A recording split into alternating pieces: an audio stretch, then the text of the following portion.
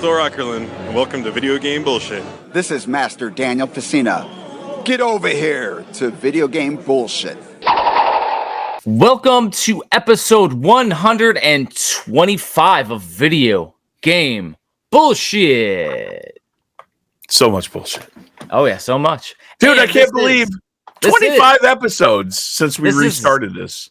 This is the series finale. Skipped on as you were getting excited too. I was too excited. I get too excited sometimes.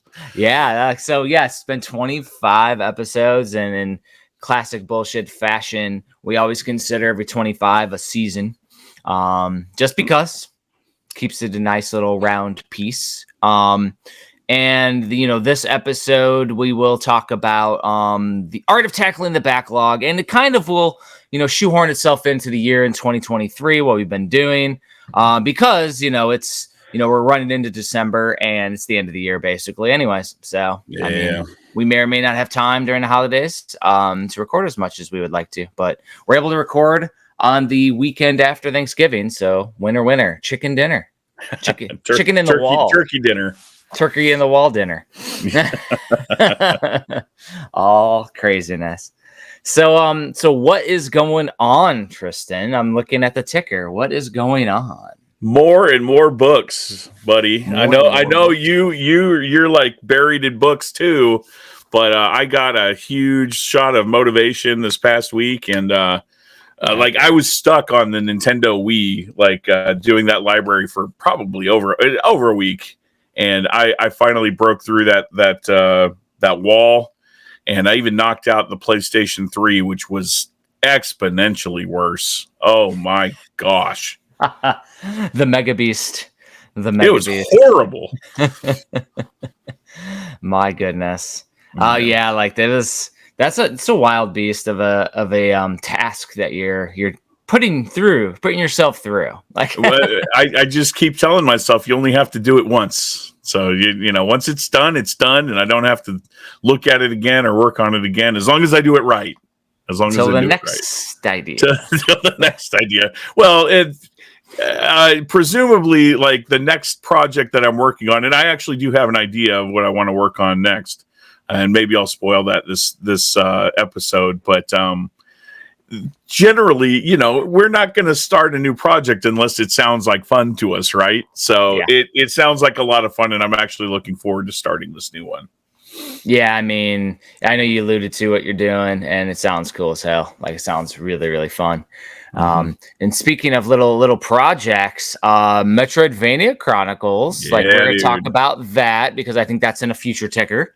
But what's going on is Thanksgiving just happened. Had a lot of fun. Got together with some friends out here on the island, and my wife cooked for a damn army. It was insane.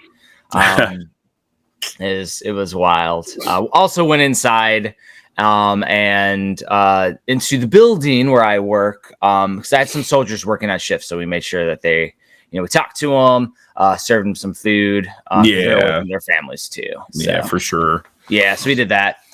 Drank a lot of tequila. It's so funny, man.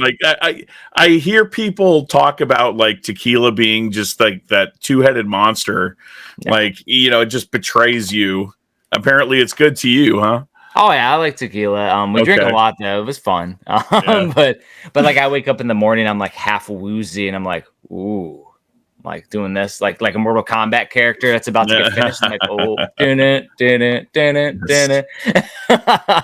It's kind of how it works though. I'm just sitting there wobbly in the morning.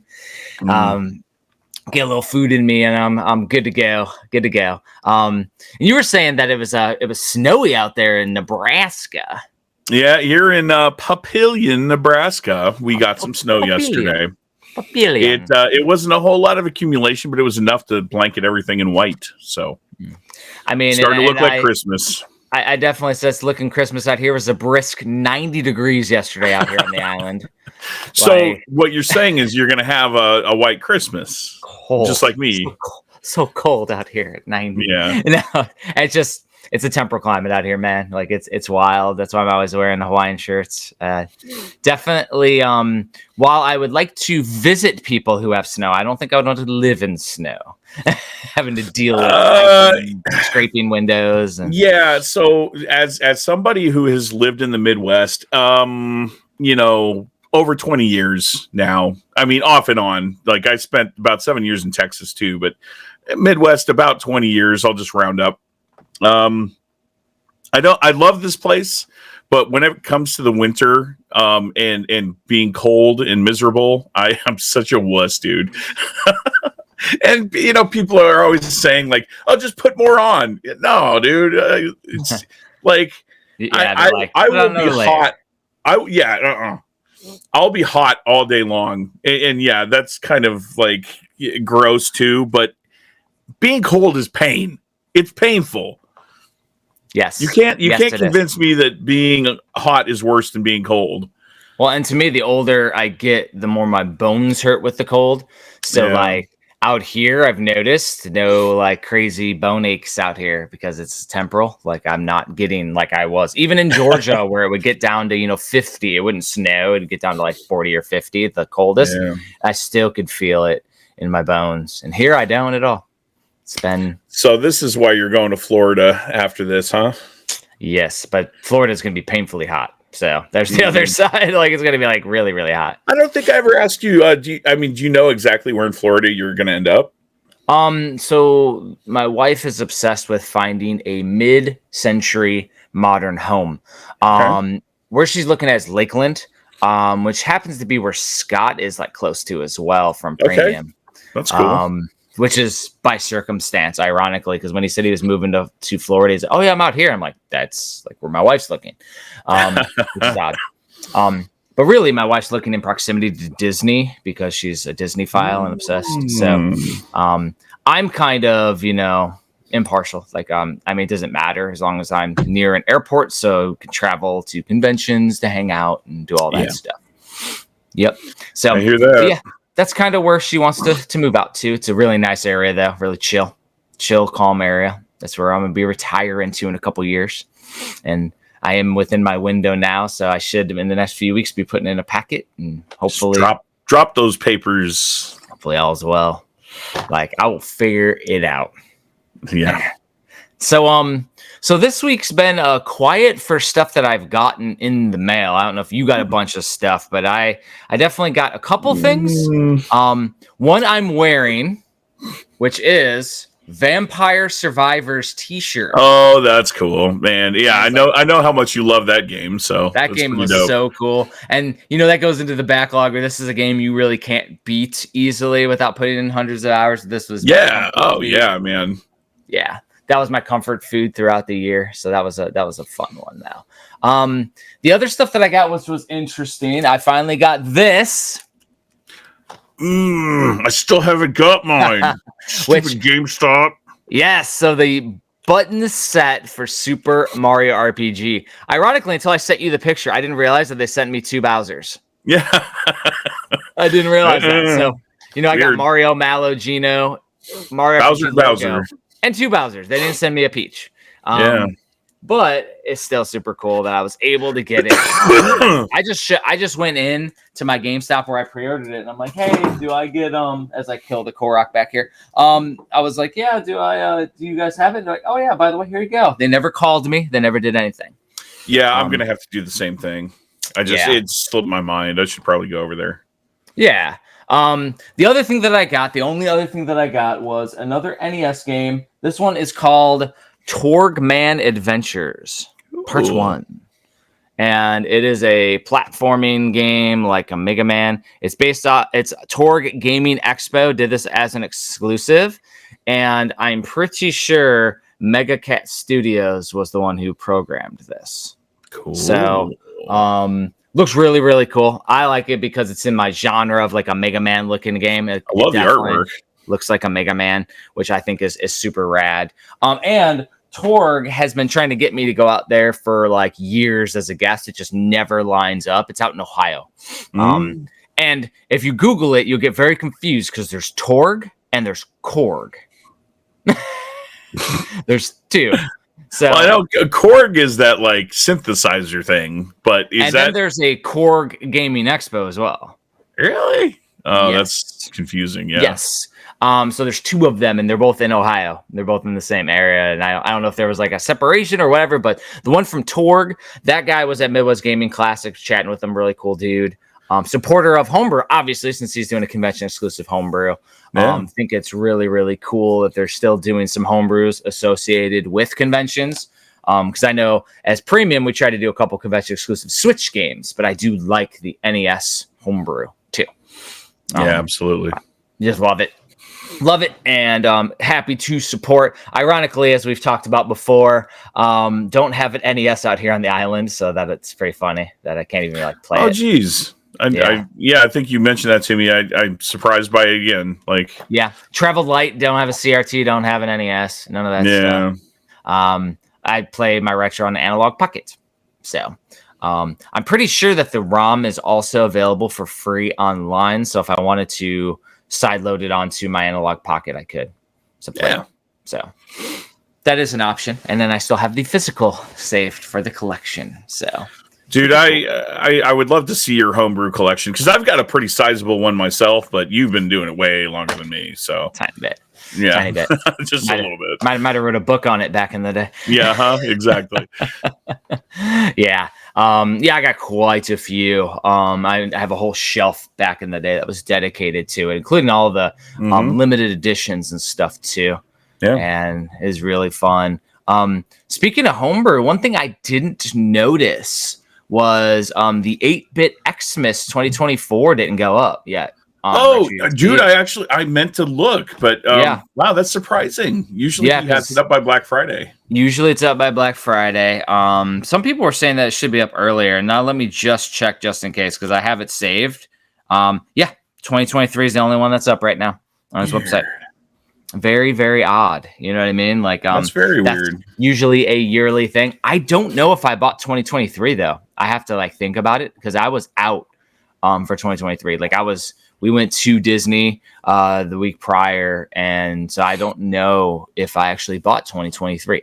They're all available online though, which usually it's not, but they like the last few years, all the way back to the one that had the digital label. All those ones after that are up there. After that, yeah. For the longest time, he had the 2017 the multiple label one. And that was just to go through his stock, I'm sure. 2017. Holy cow. I know, right? Yeah, I have from the second year on, which is 2008 or 2009. Yeah, 2008 was the first one. Yeah, I don't have the first one, but I think from 2009 on, It's just crazy how much those go for, too.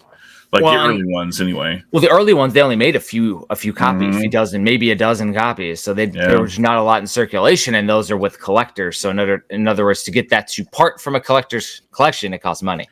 And then Bunny Boy, dude, like I love that he does the pinups like every single release. It's all right. Yeah. One of the years I have the pinups copy. So yeah, I was one of the Nintendo Age members, and I got her copy from her. Oh, wow. Signed and all that.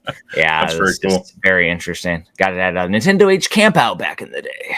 Like classic. Yeah, so you have all the Christmas or a bunch of the Christmas cards. Did you actually get the boxes to go along with those? Because I can't remember what company it was, but they were actually making boxes for every single one of them. Yeah, I do remember the boxes. I didn't buy them because it was aftermarket, and what I did was I had one of those classic black NES cartridge holders, the Nintendo branded ones, and that's where I put all my actual 8-bit Xmas's in each slot in there, and that's how I displayed those on the top of my collection. And then I actually had another wooden one that fit perfectly for my top 10 to 12 NES homebrews. And on HagensAlley.wordpress.com, my old blog, I actually had my top 10 homebrew games, and it turned into top 18 or whatever it was. And that was one of the most viewed pages of NES homebrews on the internet for the longest time. If you type in NES homebrew, it would type in my old blog and that link to that page for the longest time. And they when I moved over to just HagensAlley.com, that blog went the way of the dog. It's back now. It's there. I don't update it, but it is there for preservation's sake because I wanted to keep it, as a, kind of a piece of time back in the day. Little snapshot. Yeah, and at the bottom of that page, though, it shows my, at the time, homebrew collection, and it kind of shows how I have those things displayed. I also have a lot of one-off stuff. There's one that I actually parted with to another collector, but I had a couple of legendary non-released prototype homebrew games, one of a kinds that weren't even dumped. Like amazing, crazy stuff. A lot of them go to like Ferris Bueller, Christian Dieter, and stuff. Sure. Like that. Yeah, his collection's unbelievable. And he's a buddy, so I'd absolutely such a good dude. Part with him. And like who else should have it but the dude who has all the aftermarket stuff? I know. Like, he's the guy. He's the man. Yeah, and so. I think in a month or so we're gonna hang out because he's gonna be on a different island for a wedding, and we're gonna try to link up. Oh, awesome! A month or two.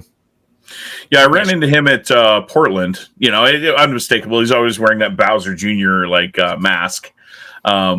So I went up and said hi. I was just gonna give him a fist bump. He gave me his huge hug.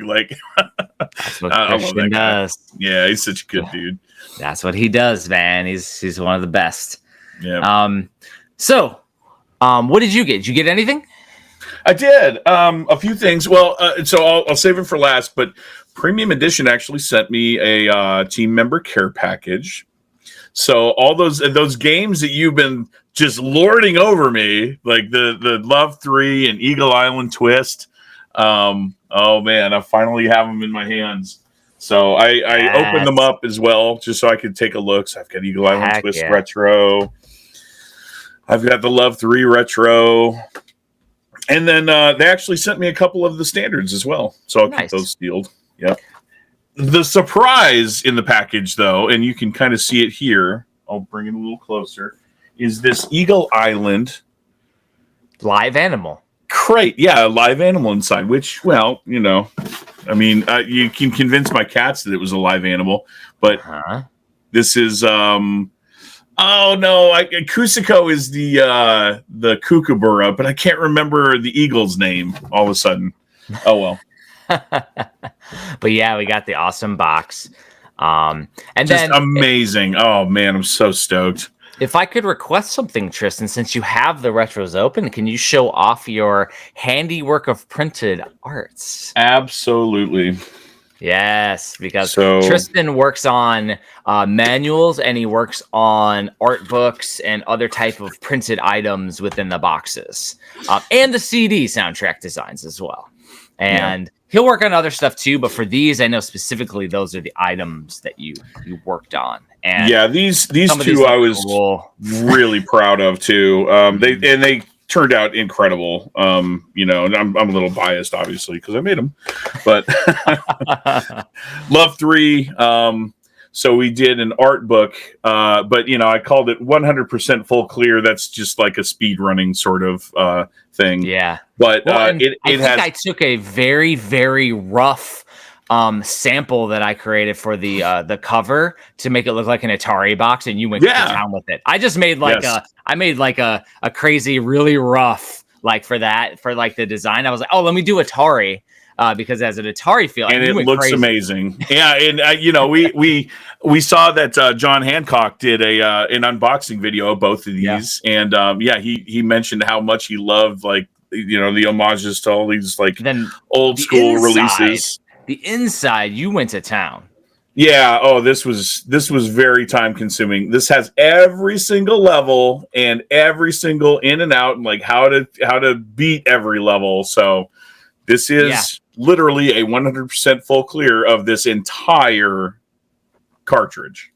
And that's where we've done, premium strategy guides of a similar nature, but that's what we call the mini guide that we Tristan and I have dubbed it mini guide. So you literally get this inside your retro box and you have a guide. If you get stuck or you need to find something in the game, you just go, boom, here it is.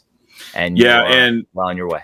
I had so much fun play testing Obviously, since I'm doing the manuals and stuff for these games, I have to play through it and be intimately familiar with them. So yes. Eagle Island Twist was no different, and I had so much fun with that game. Obviously, like, you take a grain of salt. Like, I say that's a must-have from us, and I don't say that lightly. I don't say that about every game, but Eagle Island is a game that everyone must play. And if you want a physical, this is such an amazing package we put together for it. But the mini guide, and I managed to get my field guide branding in there too.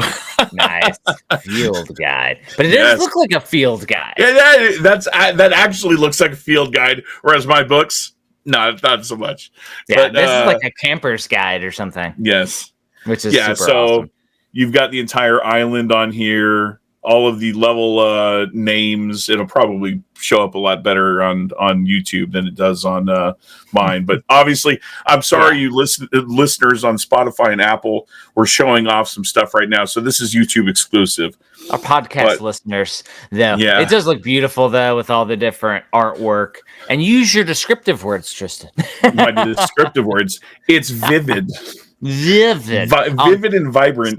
So on each page too, you're showing you broke out each level and kind of a little bit of tips and tricks and gave premium strategies for each. Exactly. On how to beat each stage. Now, if you show the retro box of Eagle Island Twist again too, this is a direct request of Retroware if we could make it look like Secret of Mana. And so that is what we went with for the Secret of Mana style artwork for Eagle Island Twist. And I feel like it perfectly showcases like a subtle tribute while staying within the realm of the game. Super fun. Yeah, and we don't skimp. I mean, like, we went with a custom an indie artist, a friend of mine, Rachel Rice, and this was actually a canvas painting that she made. Which wild. Yeah, just incredible.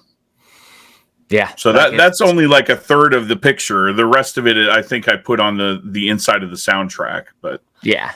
Yeah. Well, and that's kind of how it is too, is that usually we tell any artist to go super HD, and they always ask me, what's the dimensions? I'm like, I don't want you to skimp, because a lot of non-designers but artists don't understand bleed. So we got to have like overlap, and has to go out, and we got to have plenty of space with the outsides of the backgrounds.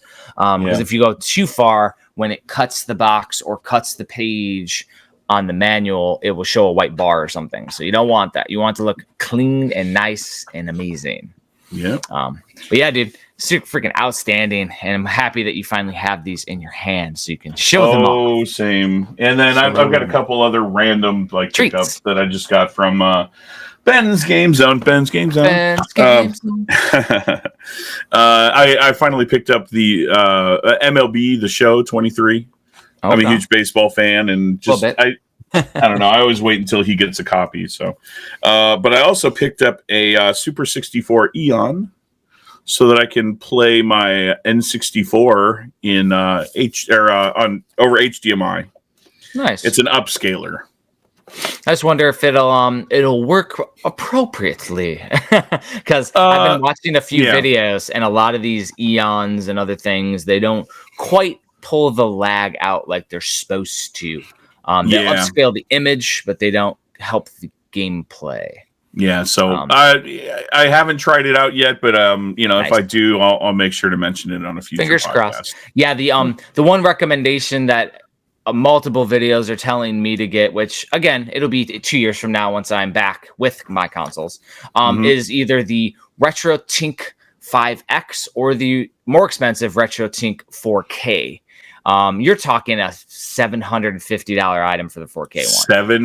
$750 retail. Yeah, and it's like $325 for the 5X. My gosh. Yeah, it's insane, but they're like perfection. I have an original Retro Tink from back in the day. I've got the 5X Pro that you're talking about, and man, it's awesome. Especially if you use SCART cables. Yeah. For like pure RGB signal. So great. I'm pretty sure if you plug in your Eon into the Retro Tink, you're good. You're not gonna have any of that lag. I'll try that. maybe. Yeah, we'll see. Yeah, like, because I think, like, correct me if I'm wrong, but the Eon should just allow you the connectivity to the 64 to a television. So that if you use that into the Tink to process, you should be good. Should perfect. Either it'll be good or maybe it'll catch on fire. We'll see. Well, hopefully it does not catch on fire, Tristan. We don't need burning down of houses for retro gaming yet. Maybe later. I don't know. Like, some retro gaming's kind of worth it, isn't it? Like, what's a game that you would play that, like, if there was like a 1 in 1,000 chance that it would catch on fire, you'd still play it? Maybe to experience like Breath of the Wild or Tears of the Kingdom the first time. Okay, yeah, that's a good answer. I would, if I could replay Symphony of the Night, first time, yes, yeah. A lot of these like first time experience, I think for sure, like crazy, dude. No, I'm not saying I wouldn't have a fire extinguisher on hand, but we'll try to be smart about it. But sure. Too funny, Stupid. man. It's so great though. But yeah, it's been a wild week. Of course, it's only been a week. Like, we still got a bunch of cool stuff in. What do we got for any type of news? I know we were talking, Black Friday just happened, Cyber Monday is about to happen, all that stuff. Yeah. And reality is that like nothing has really piqued my interest as what I call a cool shit collector. I'm not gonna be buying a lot of modern games at launch unless it's like a Mario Zelda, like something that's like an epic game. So I'm good to wait. Nothing has pulled me out. Definitely not waiting in line. Hawaii is insane, man.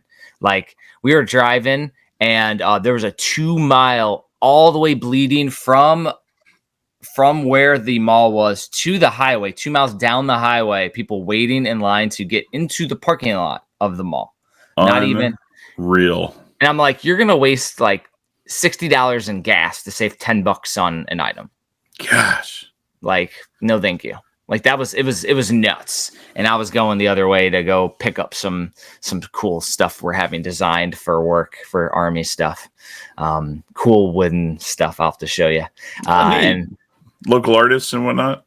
Local creators, and had a big old sign of the island of Oahu with my unit's logo, our company custom logo, and then a quote for me as first sergeant, my name and all that stuff. It's for my door, and my commander and I each bought each other one. And then we have some going away gifts for the soldiers as well, for when they leave the organization. So did all that. It took a while to come in. So that came in Friday. So we wanted to pick it up because otherwise it wouldn't be available till after December. And I got soldiers leaving. So we had to go pick it up.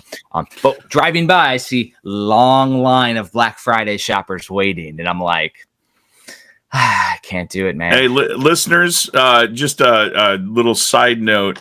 So he's a first sergeant in the Army, active duty.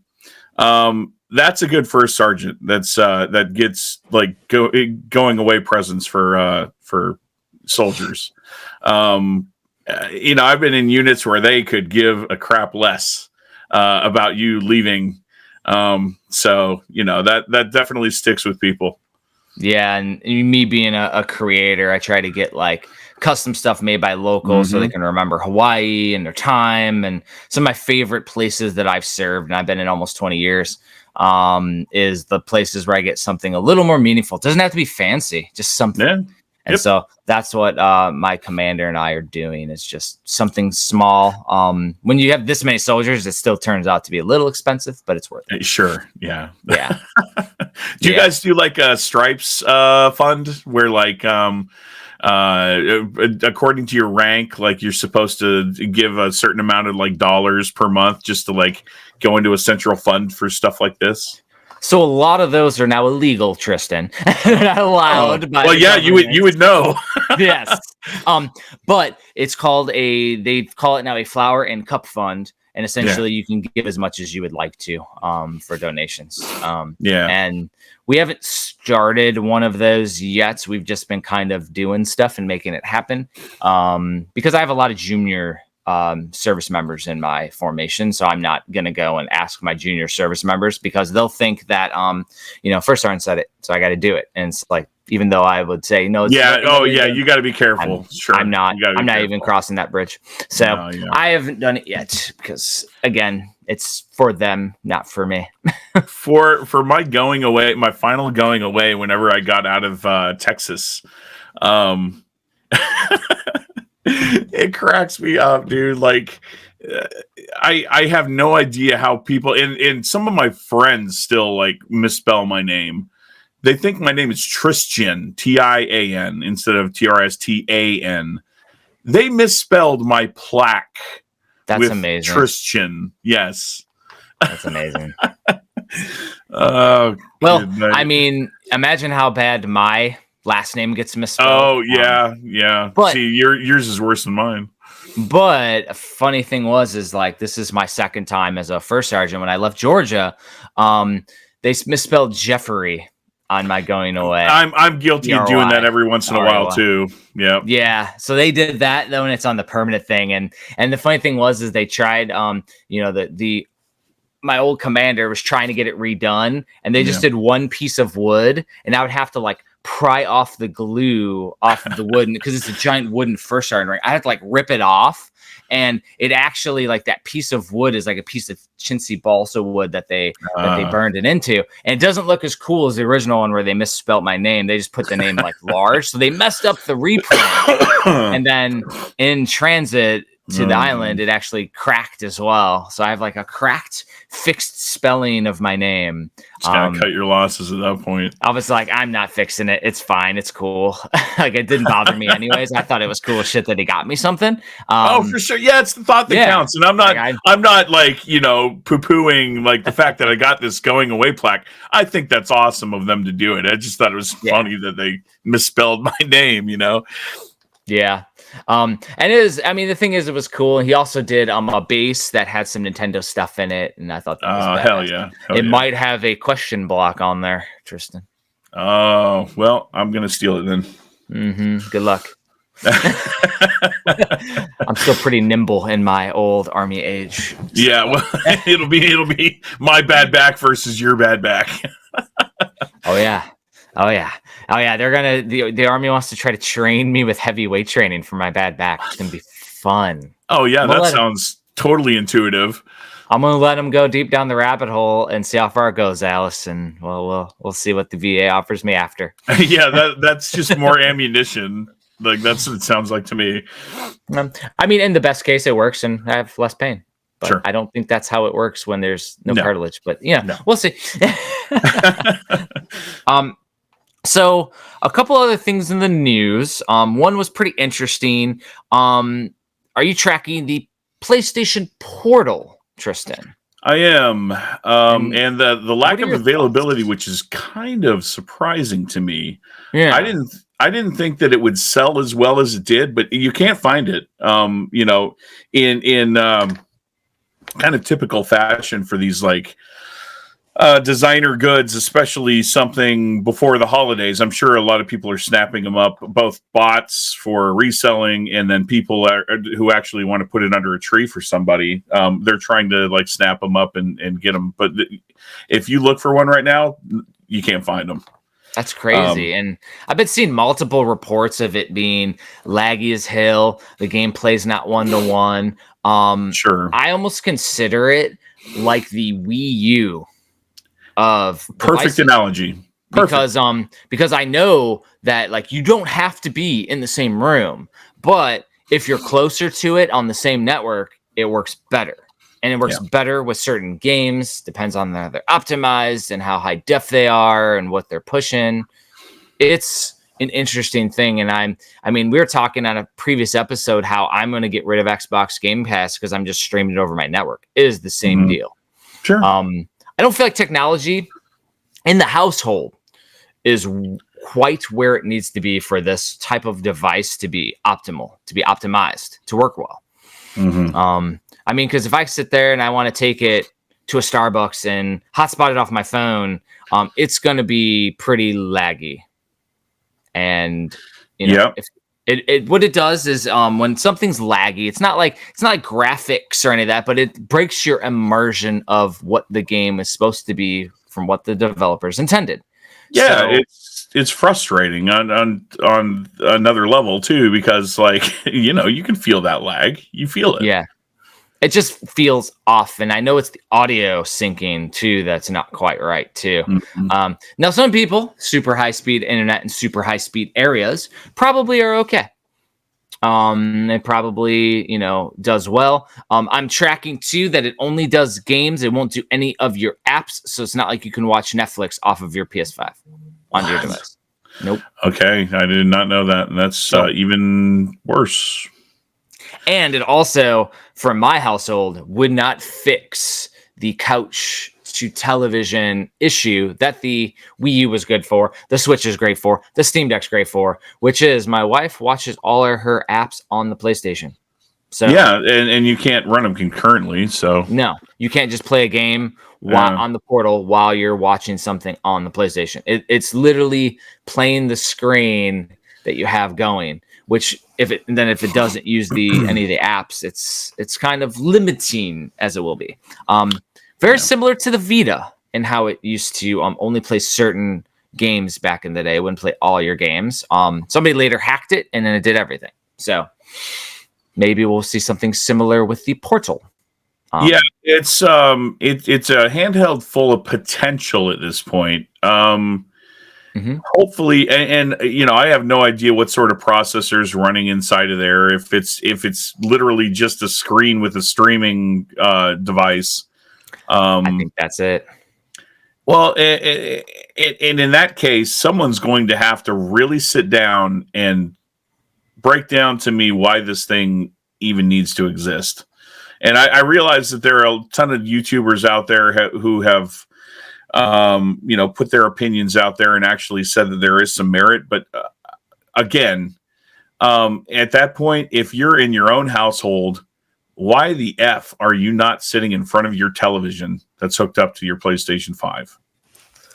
Well, I think they're all trying to use it, outside or virtually.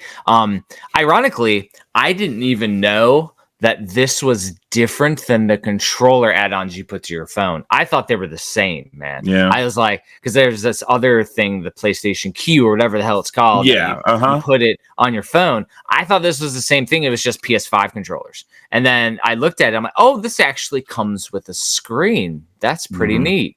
Pretty nice screen. OLED. It's not OLED. Oh, it's not OLED. Oh. I heard it wasn't OLED. So I was like, it's not even. I guess I'm not surprised, but. Yeah, so it seems like this is kind of a not rushed to market, but like more of like a testing the market product. They want to see how it does. It's confusing to me. It's so confusing, dude.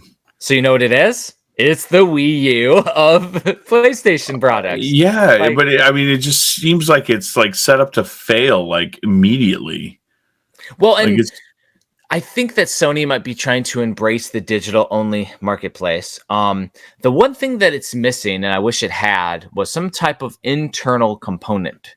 Because if it had an internal component, whether it be a cartridge like the Vita had, which was nice, but an internal component that you could download from the eShop so you could play things natively on there. If you could do that, we'd be fine. But then it needs processing power. Then it won't be tiny. It won't, it wouldn't work. This it's coming out in a time during the Republic of Gaming Ally and the Steam Deck and like you the name Lenovo Go. Yes, you name the handheld computer. Basically, this is the era of those handhelds, and this is a completely neutered. It's a screen. Like PlayStation had an opportunity here. Sony had an opportunity here to have a Sony branded competitor in that landscape, and maybe they didn't want to do that. But man, it feels like they're just like dipping a toe in there, and it's weird. It's weird. Like it doesn't solve a problem that exists in the household. Maybe if you like go to the bathroom and like you just can't stand for those 5 minutes or however long your bathroom break is. I have more than 5 minutes for me.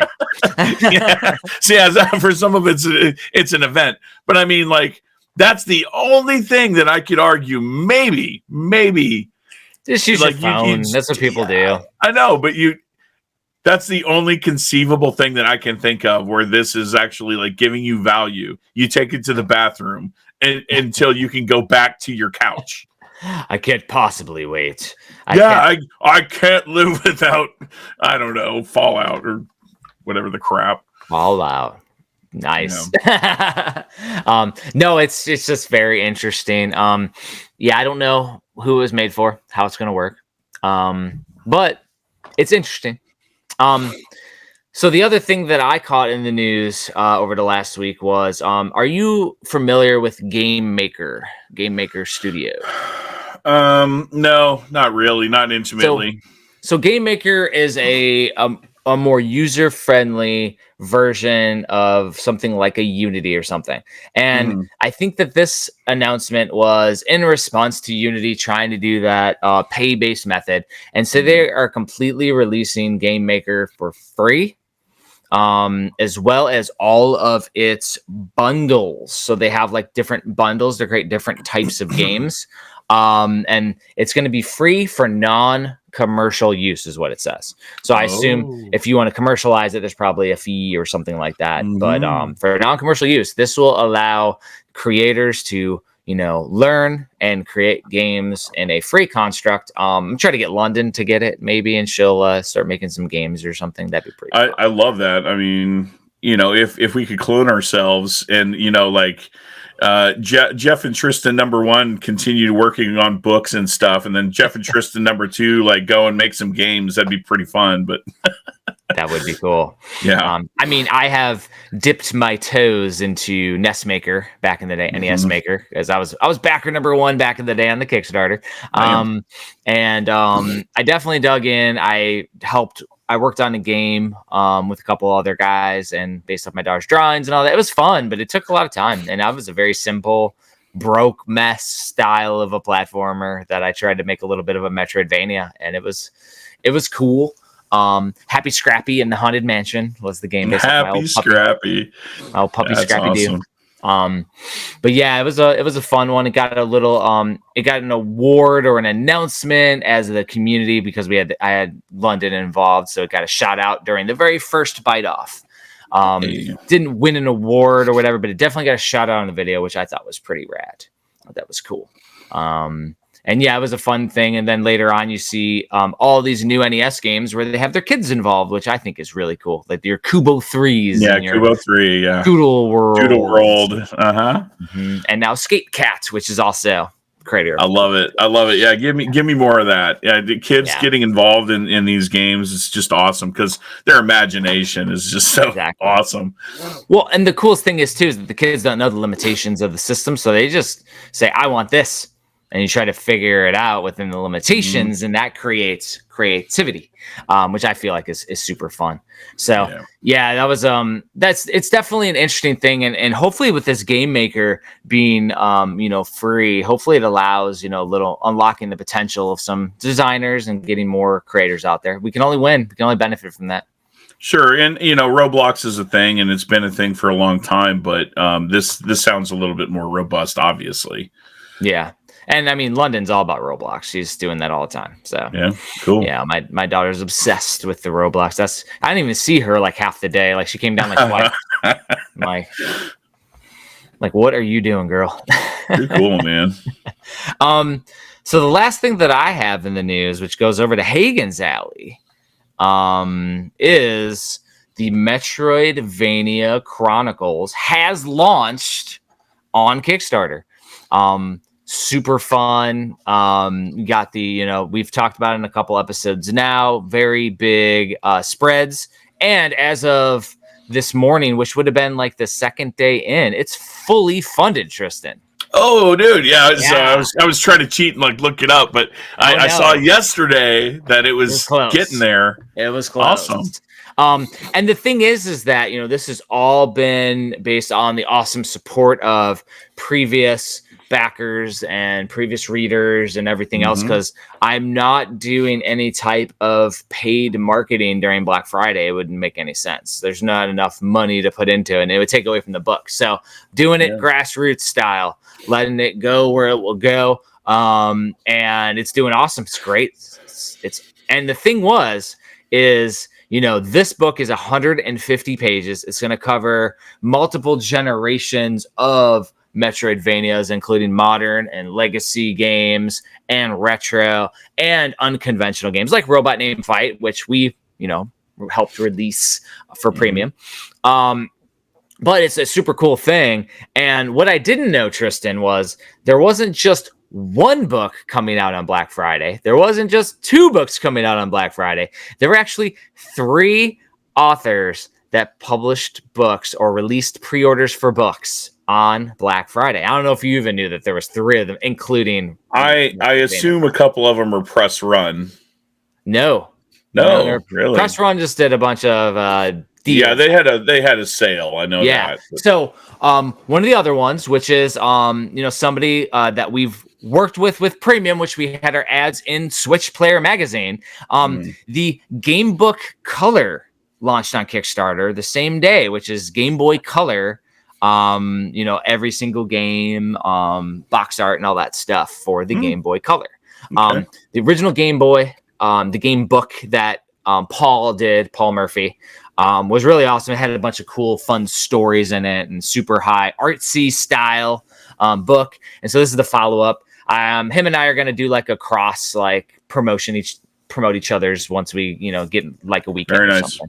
Cool dude though. And yeah, premium, we had ads in Switch Player magazine back in the day. Last issue we mentioned on the podcast, but I had the last issue here. But he's moving into more books now. And so super cool. Cool. The other one was of an author and a whole series and a lot of books that I didn't even know existed. And I don't know if you've heard of this person either. So it is called Lost in Cult. And so essentially they've done hardcover strategy guides for video games, as well as vinyl, as well as Game Boy collector books. And then they have this series called Lock On that they do. It's a magazine series, and their 6th book is now up on their website for pre-order. They don't go to Kickstarter, but they're up on their website for pre-order.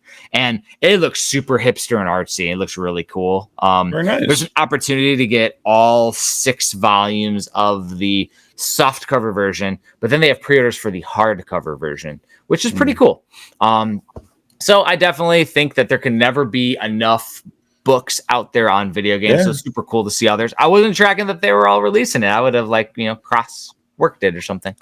Well, yeah, I mean, you rewind to 2010 when I started doing research on my console book, and whenever you looked up video game books, the only person that ever came up was Brett Weiss.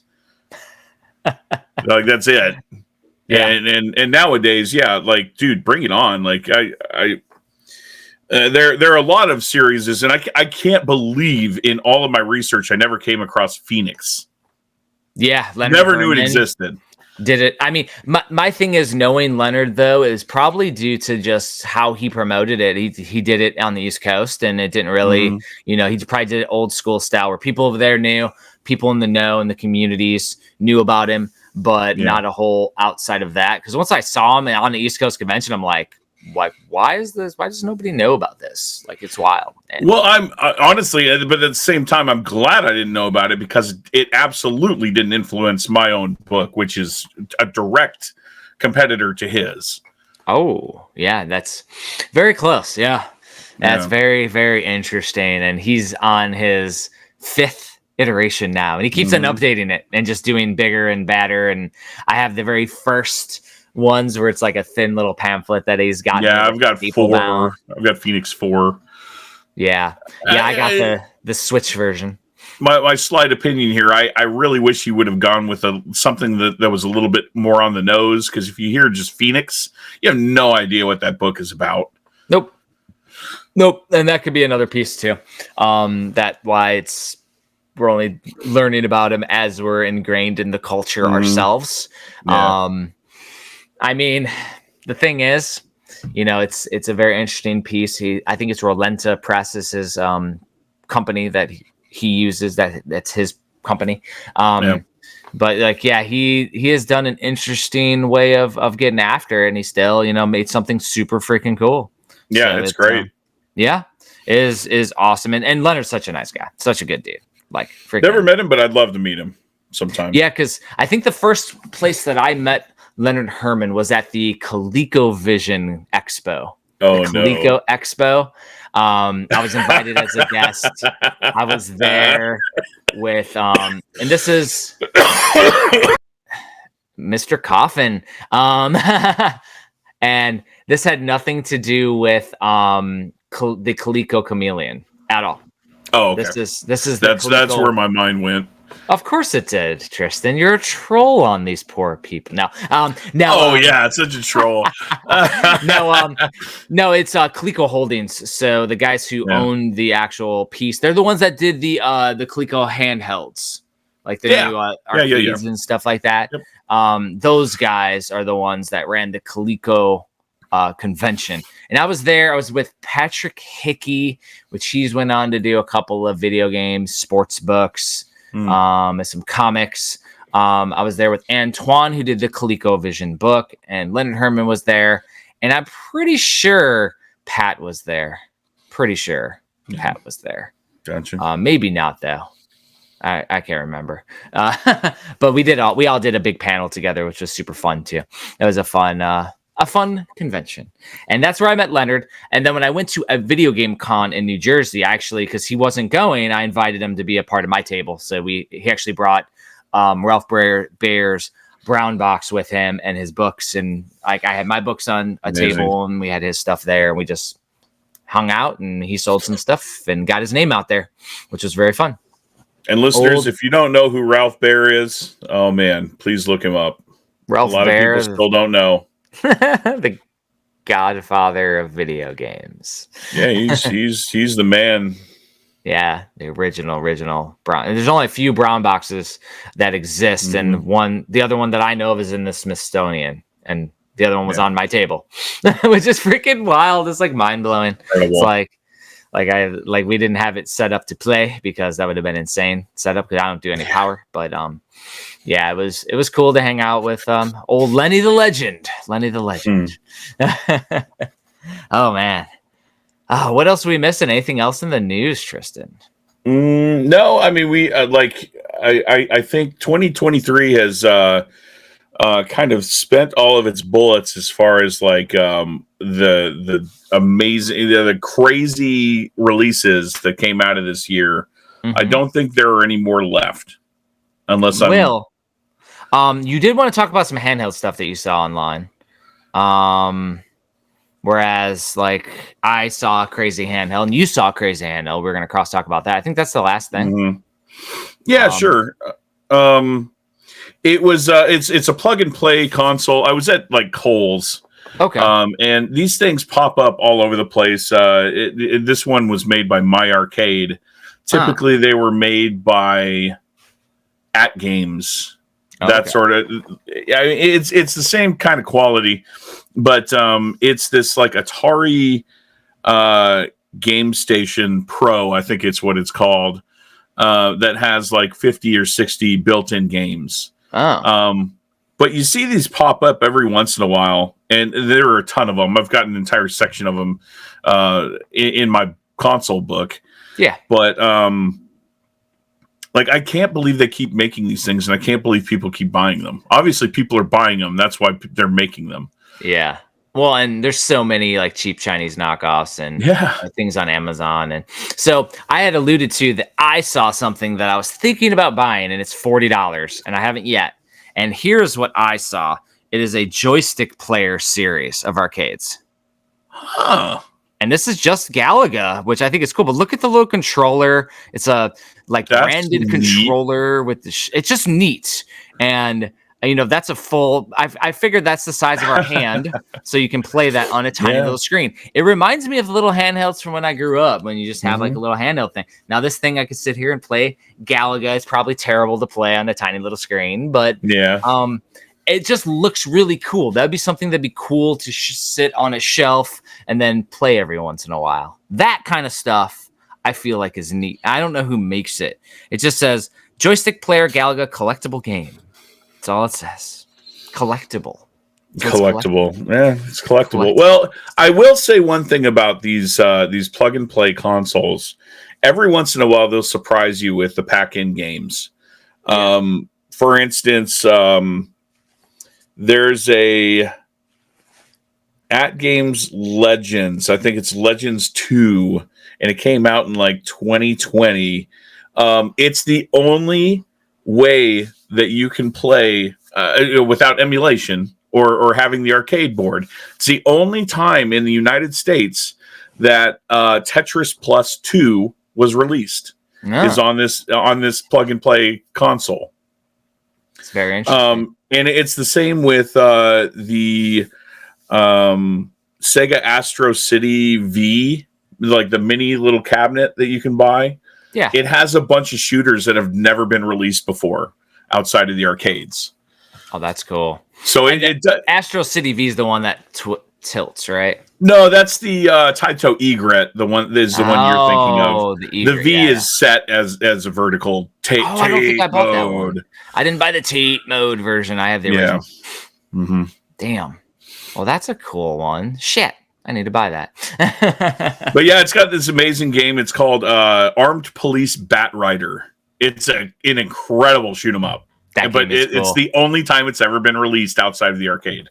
A nice little Hagens Alley tidbit. I actually, on this channel, did a video talking about that game in my single credit review. That game? No way. Yep. Awesome. And single credit reviews was kind of what we do for Bullshit Homework with the deck, where I pick a random game. I was in my old coin ops on my Xbox. I would hit random while I recorded and then play it and then talk about it as like my experiences, and that was Bat Rider was one. That's an incredible game. Yeah, it was fun as hell. I was very surprised, and so I played Bat Rider before. I actually know that game, and those that are on the YouTube channel here can search for Bat Rider on the Hagens Alley on the VGBS channel. And if you want to play it at home, either emulate it or you can grab the Mini V Astro City. Astro City Mini V. Craziness. Craziness. But yeah, like these handhelds, really cool, and they'll keep on selling. And as we get more and more powerful handhelds out there, like the Steam Deck and your Asus and your Lenovo's, you're going to have major companies doing big ones, and then you're going to always have the knockoffs trying to make a quick buck with emulation. And the same rips and same builds of all of the 10,000 games on there. What absolutely pains me, though, as an author of a console book, that's and the more these things come out, the more outdated my book is. So nah, you're good. I know a third edition is in the future, like far future, but in the future. So you can do the Leonard Herman keep on doing editions or supplement an addendum. I would love. Yes, that's what we'll do. We'll do it. And you do an addendum of everything that's missing, even if you missed something in there. Like that giant arcade of the one arcade boards that have a console with little sticks in there that I showed you. Yes, the EXA. Oh my god. Yeah, the EXA Arcadia. The EXA. I want one of those. Oh, me too. It's not even dope, dude. It's like buying a damn car. It's like buying a car. So expensive. It's like I know, yeah. It's a Neo Geo nowadays. No, it ain't Neo Geo. It's like car. It's like you're talking thousands of dollars to get all the games. Like there's no way. I love the form factor though. It's like the games are a stick. It's like a memory stick. It's weird. It's so cool. And I assume that once these things are out of print, they're out of not done making them. They're going to be impossible to find. Oh yeah, it's going to be like Neo Geo times 1,000. Yeah. We mentioned Retroware. I know Retroware has an arcade on the East Coast, and they have one in there, which is super cool if they have one. Which if I had an arcade, I would 100% have one in there. Yeah. Oh, it's cool as shit, dude. Super awesome. So niche. Yeah. That's why you just do the addendum, though, and you go, here's all the things that we missed. Yeah. I did a Lost and Not Forgotten in the second issue of the second book of the Switch Collector because I missed Rocket League, and I just put it in there. Instead of re-releasing Volume 1, it's in Volume 2. It's there. So you will have every game for the Switch. It just may be out of order, or if I miss something, I miss something. Nobody's perfect. And for you, time will always keep on bringing out new stuff, man. I know it. Well, and for now, I actually have a blog page on my website, vgcollectorguide.com, that is a section that is an addendum. It's a digital addendum that I update all the time as these things come out.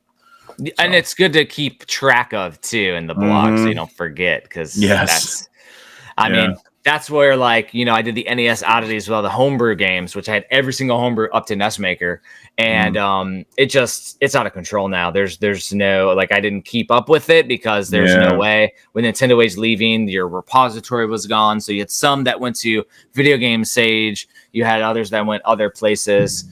And then NES Maker community is madness. So it's there's no way to keep up with it. So I decided to do highlights when I did my NES Definitive Edition.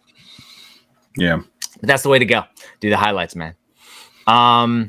Let's see. So should we talk about what we've been playing, or should we go to the episode that we're going to be talking about, the art of tackling the backlog? I think they're pretty similar in nature, but let's talk about the backlog. Okay, so and this goes back to near the end of 2022, and I was sitting there trying to figure out. I have this giant backlog of stuff. As we had mentioned before, I had been playing, and I actually have a backlog list that I've maintained since 2010. Since 2010, I've been maintaining that's impressive list. Now, I haven't been keeping up with it, and I watched a YouTube video of a guy who decided to get through his whole backlog in a year, and he just did an update to it in November of this year, where he failed and he had to change his whole thing.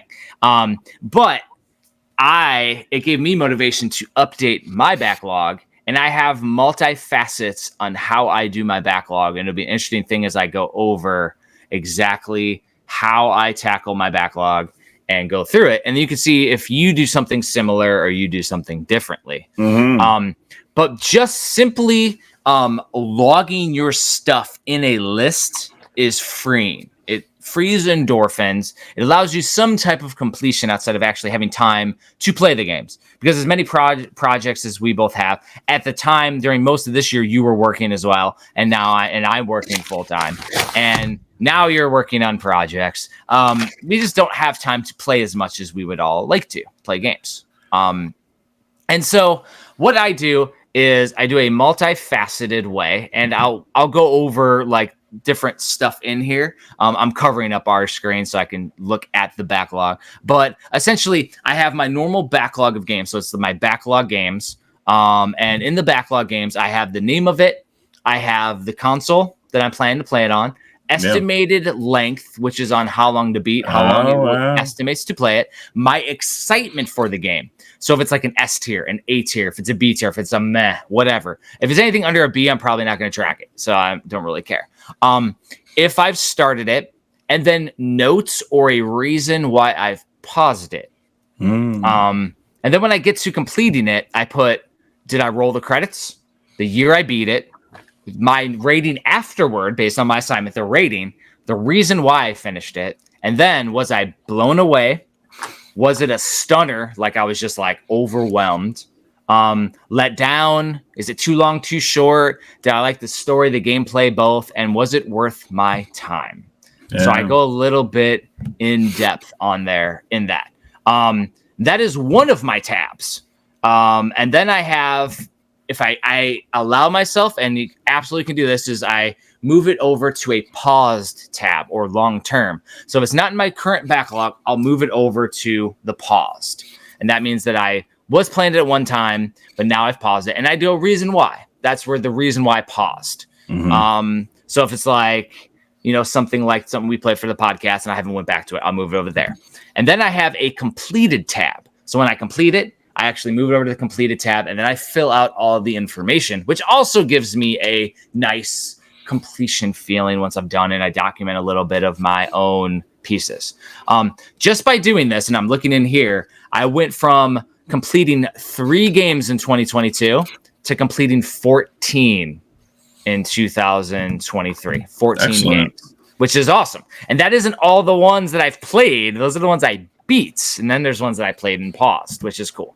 I have another tab that are all my classics, my favorites. So these would be games that I consider like I've beaten in the past that are some of my favorites of all time that you're going to go back to and I can always go back to. For example, like Symphony of the Night, it's in the classics. Now, if I beat it, I'll put it in the completed again. So there'll be some games like throughout the year since 2010, Mario 3 has been in there a few times. Like every time I beat it, I'll toss it back in. And then I have a new tab that I created this year too, which is PE signed games backlog. So it's games that we've signed that I haven't completed.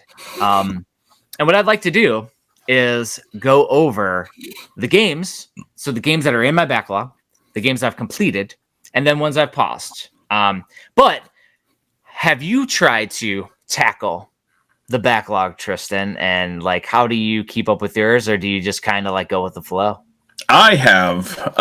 So whereas you keep a list, I have a section in my game room, a shelf where the games live. Ooh. Because I don't typically have unless they're digital, whereas I'm just going to have to remember everything on my backlog actually just sits in it's kind of like an inbox. I like it. Yeah. Your physical inbox. Yeah, it's a physical inbox. Cool. Most of the games on my in my inbox are on the PlayStation 5 right now. And interesting. This one's actually going to be added to it real soon here after I log because I don't know if you log your collection, but I use Collectors with a Z, the app. I've been using it for probably 15 years now. So I used to, and I've done different apps and then they go away and I've had to rebuild a few times. So I've went from doing my own in a document, and I was maintaining a Google document with all my Switch games as I was collecting. I haven't updated it in a couple years because I slowed down my collecting. So essentially I'll have to, when I move, I'm going to have to do a whole categorization, especially adding the Kyle's Retroseum to my collection. It's just going to be a massive project undertaking. Might take half my life to document everything. Yeah. I mean, so, back to my backlog shelf. Yeah. It kind of, it eats at my OCD a little bit because, I've got Sega Genesis games out of the Sega Genesis, section or whatever. But yeah. But having a section by itself, it motivates me to put them back in the section that they belong after I beat the game. You know what I mean? That is the technique. It's kind of a reward. Yeah, bothers you until you finish it so you can earn to put it back in. And, you were talking about how you've got a day job. Up until recently, I had a day job. Yes, I'm going back to school for graphic design. So I've got a little bit more time on my hands than I'm used to having. Which has been taken up by my book. I'm in a sprint to the finish line right now, guys. I have 3 out of 120 game console libraries for this book to complete. Just 3 more, and I'm done. And I can put the finishing bells and whistles and all this stuff on the book and send it to the printer. I cannot wait. That's awesome. Yeah, after that, I'll have some more time. Gonna start another project. I'm sure. That's just and I'm sure we have nature of the premium beast. design to get back caught up on. That too. Yes. Yeah, that's been kind of on the back burner too. So, well, we've been in a pause as we get into a pre-order window. So yeah, so we got a tail into that. But yeah, no, we got that popping up. No, it's fun. And the thing is like the other thing we got to talk about is keeping the backlog fun to do and not be a chore. And that's kind of where I went over the last year, because like I only completed 3 games because I just would get into this paralysis of choice, which is like a classic VGBS, the paralysis of choice. I would get into that and I just wouldn't play. I wouldn't play anything because it's scope creep. I would just have so many games I wouldn't play anything. Whereas now it's a multifaceted differential piece. So what I would like to do is go over, first of all, like what is currently in my backlog, what I have paused, and then we'll jump into what I have completed. And when I go to what I have completed, that allows to transition to talk about some other stuff that we've played recently that we probably both completed over the last week, like Mario RPG. So we'll talk about that too. And now, as we go in here, we'll chat about the games and hang out and talk about the fun portion of it and why I haven't finished it or what I'm working on. So first things first, the backlogs right now, and these are ones that are in my S tier. I'm only going to talk S tier because I got a few in here. Number one that I have been working on through 2023 and I haven't beaten yet. I played on and off. It's on my Steam Deck as an emulation. It is Retro Game Challenge. I'm trying to play it again. Beat it back in the day. It's in my old backlog of completed games, but I started it again because I wanted to replay Retro Game Challenge. So good, man.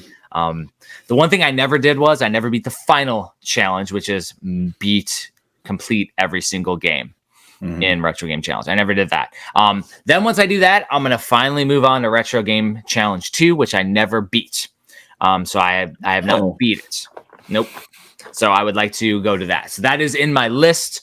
That is the first game that I have in my backlog. Another one I started and I had to restart it again. I don't know if you're aware of the game Blossom Tales. No. Is a Zelda clone where he plays a girl and the grandpa tells the story and the girl talks about it. Well, there's a sequel, Blossom Tales 2. And I started it up and I had to restart the game. But essentially you have the girl and her brother and it's like this Minotaur king that you're going against. And it's like perfect Zelda Link to the Past tribute. It's amazing Zelda-like. The fact I had to restart it is disappointing because I was pretty far in the game. But there is that piece when you pause a game and don't get back to it where it feels like you need to restart it because you don't know where you are. So I kind of was in there. So anyways, Blossom Tales 2, great one. RPG Time that we've been talking about on the podcast. I can't wait till I get my freaking copy. Yeah, RPG Time. I have been playing. RPG Time's a cool one, and I'm still in the works of it. And Sea of Stars is still. Yeah. Oh yes. Oh. Gosh. Haven't paused it yet. One that I'm looking to maybe pause in the future because I still haven't went through the little bit of time it takes to beat it is Shredder's Revenge, Ninja Turtles, Shredder's Revenge. Haven't moved it down yet. And then Terror of the Hemosaurus is the final game that's been in my backlog. Interesting. Terror of the Hemosaurus is created by Loren Lemke Games, the same guy who did Super Blood Hockey. It is essentially like Rampage, but with physics-based buildings that you can knock down into things and crush things. And it's not one that premiums looking to sign or anything because I think it was like they're signed with Digerati or something's going on with that. So there was no opportunity for Terror, but the game's fun. It's been it's another one that I had to restart in my backlog. And the only other one that I'm doing is the one that we're going to do for bullshit homework that we'll talk about at the end, which is the Save Me Mr. Taco. Taco. Then the PE signed ones that I haven't beaten is Eagle Island and Eagle Island Twist. So good. I haven't finished Lonesome Village. I haven't finished Raji. Anuchard, which is not up for pre-order yet, but I haven't finished that. Like, I'm working on it. Sunshine Manor, that came out. Like, I got to finish Sunshine Manor I need to play through again because I'm doing that strategy guide. I'm done with the Camp Sunshine version part of the strategy guide. Now I have to do Manor, which will take me a little bit of time, but I need to replay it so it's fresh. And then there's like 6 other games that we haven't announced that I've definitely not beaten yet. And I try to beat everything that we have. So it's an interesting piece. So the games that I've paused, which are interesting ones, and I'm only going to talk about the not only will I talk about the S tier, but I got some long-term ones that I paused from back in the day too. So Kirby and the Forgotten Land. That was the big open world Kirby game. I just paused it and never went back to it. Wasn't super interested in going back into it. Metroid Prime Remastered. I paused it. It's in my paused. Yeah. I not went back to it, man. That is the one that we played here on the season 5 of VGBS, and I just never went back. Oxium Verge 2, kind of got lost. Didn't know where I was. No guide. I couldn't find myself even with a guide, so I kind of paused that one. Crazy Metroidvania game. And then there's this game called Frontier Hunter Ezra's Wheel of Fortune, which is another like big one on my Steam Deck. It's like a 20-hour game that I just never went back to. The weird ones that I've paused that are crazy though. Dragon Quest XI S on the Switch. Back in the day, this is an old Switch Mania Playcast thing. I had played it. I got all the way to the first major ending where you get a time jump and everything. I never picked it up after that. I beat it. I was like, all right, I'm done. And that's only like half or a third. I think it's only a third of the game or something. It's like an 80-hour game, dude. So the fact is like I had a good complete story, and now like if I pick it up, I gotta like continue on for like seemingly forever. So that's one where I get a little bit of like paralysis in it, where I'm like, I don't know, man. Yeah. And then another one in a similar story, another big one is Ys 8 on the Switch. It's like Lacrimosa of Dana or something is Ys 8. But it's another long one where I got to a certain chapter done and I didn't pick it back up. Super fun though, really. And these games are excellent. I just haven't went back. And then I got games that are down the tiers. I didn't go to the B's or the C's or any of that stuff, dude. Freaking crazy. Is there anything that you've dropped off of your backlog, Tristan? Because I was like, as far as my backlog goes, yeah. There are a lot of them that we've talked about, this year during the podcast, like The Legend of Bumbo. I need to keep replaying this because the more you play it, the more you unlock and the harder the game gets.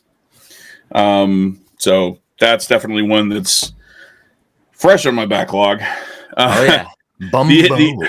The only game right now that I have for my Xbox Series X that I want to play some more of is Goat Simulator 3. Oh, yeah.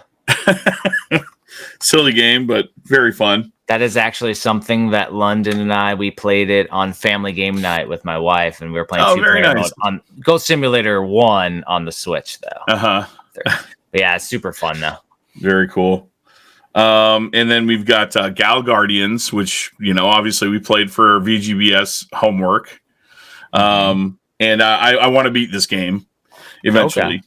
Yeah, that one is a lower tier of excitement for me, so it's definitely not one. I think it's on the paused for me right now, but it's not an S tier. Yeah. One game that whenever I picked it up earlier this year, I put a lot of time into it, and it kind of dropped off. So this one's definitely on the backlog, and teetering on like I'm not sure if I'm going to pick it back up again. Stray. Ooh, okay. I've heard that is fun, especially the cat dad. I'm a cat dad, so it's really fun and cute. And then you mentioned this one was also on my backlog, Shredder's Revenge. Okay, nice. I also like didn't put much time into it. And I really want to because it's an amazing game. And it's like I could play it on the phone too. Like you can play Shredder's Revenge on your cell phone. So it's like, what do I just need to play my Switch version and just knock it out. It just wasn't happening. Can we play online together? Yeah, we should be able to. Let's figure that out. So. Let's just definitely do that that'd on a weekend. Fun. Let's just do it on a weekend. Yeah, that'd be super fun. That. Yeah, maybe we could start an online bullshit thing. Yeah, like we got to figure it out though. Like, yes. And then every once in a while, and I only grabbed like I've got a bunch of them in. I've got an entire shmup backlog as well.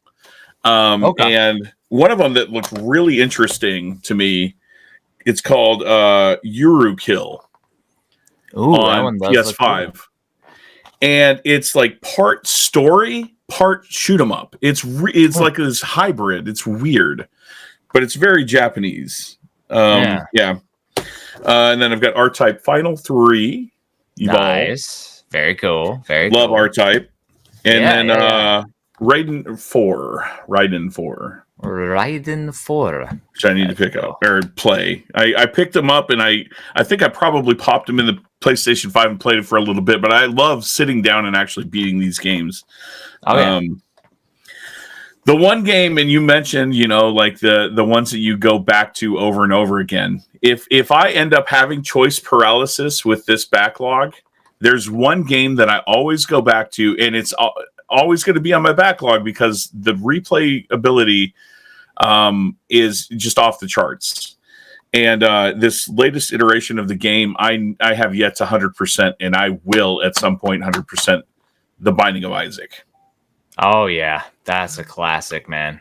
Yes, huge fan. Oh man, it's like seriously my number 2 or number 3 favorite game of all time at this point. Freaking awesome. Yeah, that's awesome. So yeah, that's like part of your collection. You said that's like on your physical shelf that'll bother you until you remove them or something. Yes, that's super cool. Yeah, and the thing is that like. There's a bunch in here. You had mentioned some that we played for homework. Like they're jumping down here. Like there's a ton of games, man. There's so many. It's crazy. Man. The other thing that I do too is I put in there how many hours my backlog is projected to take. Oof. And it's I do a total. So I have 55 games in my current backlog. The current one, not the paused, not the premium.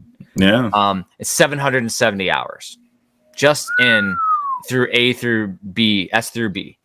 Dang, bro. Yeah. And like premium, I have at least 20 hours, but there's more because there's brand new games that don't have a time to them. My pause though, I've saved myself 1,451 hours of paused games that I haven't beaten. It's wild, dude. But moving on to the games that I've successfully beaten, which is awesome. Yeah. And the thing is, I go all the way back, like I said, 2010 I started. And this was like after I got back from deployment. I'm jealous, dude. I started documenting. And you know what the funny thing is? You mentioned shoot 'em ups. The first game I ever documented was Mushihime Sama Futari on the Xbox 360 in 2010. Bug Princess. Yep, that was the first one. And then the second one, Espagluga 2. Oh, very nice. Yep, and then moving to the Wii with Contra Rebirth and Mario Galaxy, like that was like back in the day. Now, of course, I only added those categories we talked about earlier this year, so none of that data is in there for like the games that we've done. But the interesting piece is so going back. First game that I beat this year, which was at the very tail end, like almost a year ago, like December of 2022, that bled into January. Game called Rogue Heroes. Did you hear of Rogue Heroes? No. Rogue Heroes was released on the Nintendo Switch. I want to say it was Super Rare Games did Rogue Heroes. It plays a lot like Legend of Zelda, Link to the Past, but it's Rogue style, so you're supposed to die. I never died. I just keep playing. And keep doing fun stuff and going over and over again and getting further and further. So it was a really, really cool game to jump through. I call it the roguelike Zelda. And then why I finished it, addicting Zelda-style gameplay with a great progression. So it felt like, in a roguelike, you got to really feel like you're getting more powerful. And I felt like it hit that perfectly. And apparently you can keep going back through like multiple times. Like after you beat the whole Zelda game, like I'm going to wait a year or two before I go back to it. That was the first one. And there's only a few games until we get into VGBS. Okay. So the next one that I played, Dadish. You ever hear of Dadish? Mm-mm. So Dadish is a platformer game. It's a very simplistic, fun platformer, and essentially play as a dad radish. And you go through, and it's like single screen platformer, and you avoid all the obstacles, and you get to one of your radish kids, and they say a quip, a funny dad joke, something like that. No.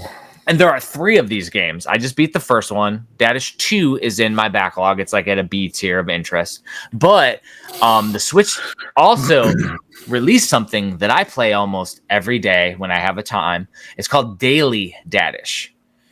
And essentially, you can only play 1 level a day, and everything else is locked. So like today, if I log in, it's a different level than I played the last time I played. And you play through it, you beat it, you can get a star, up to a star based on time. The regular Dadish isn't really timed, so there's no speedrunning aspect, but this one's timed.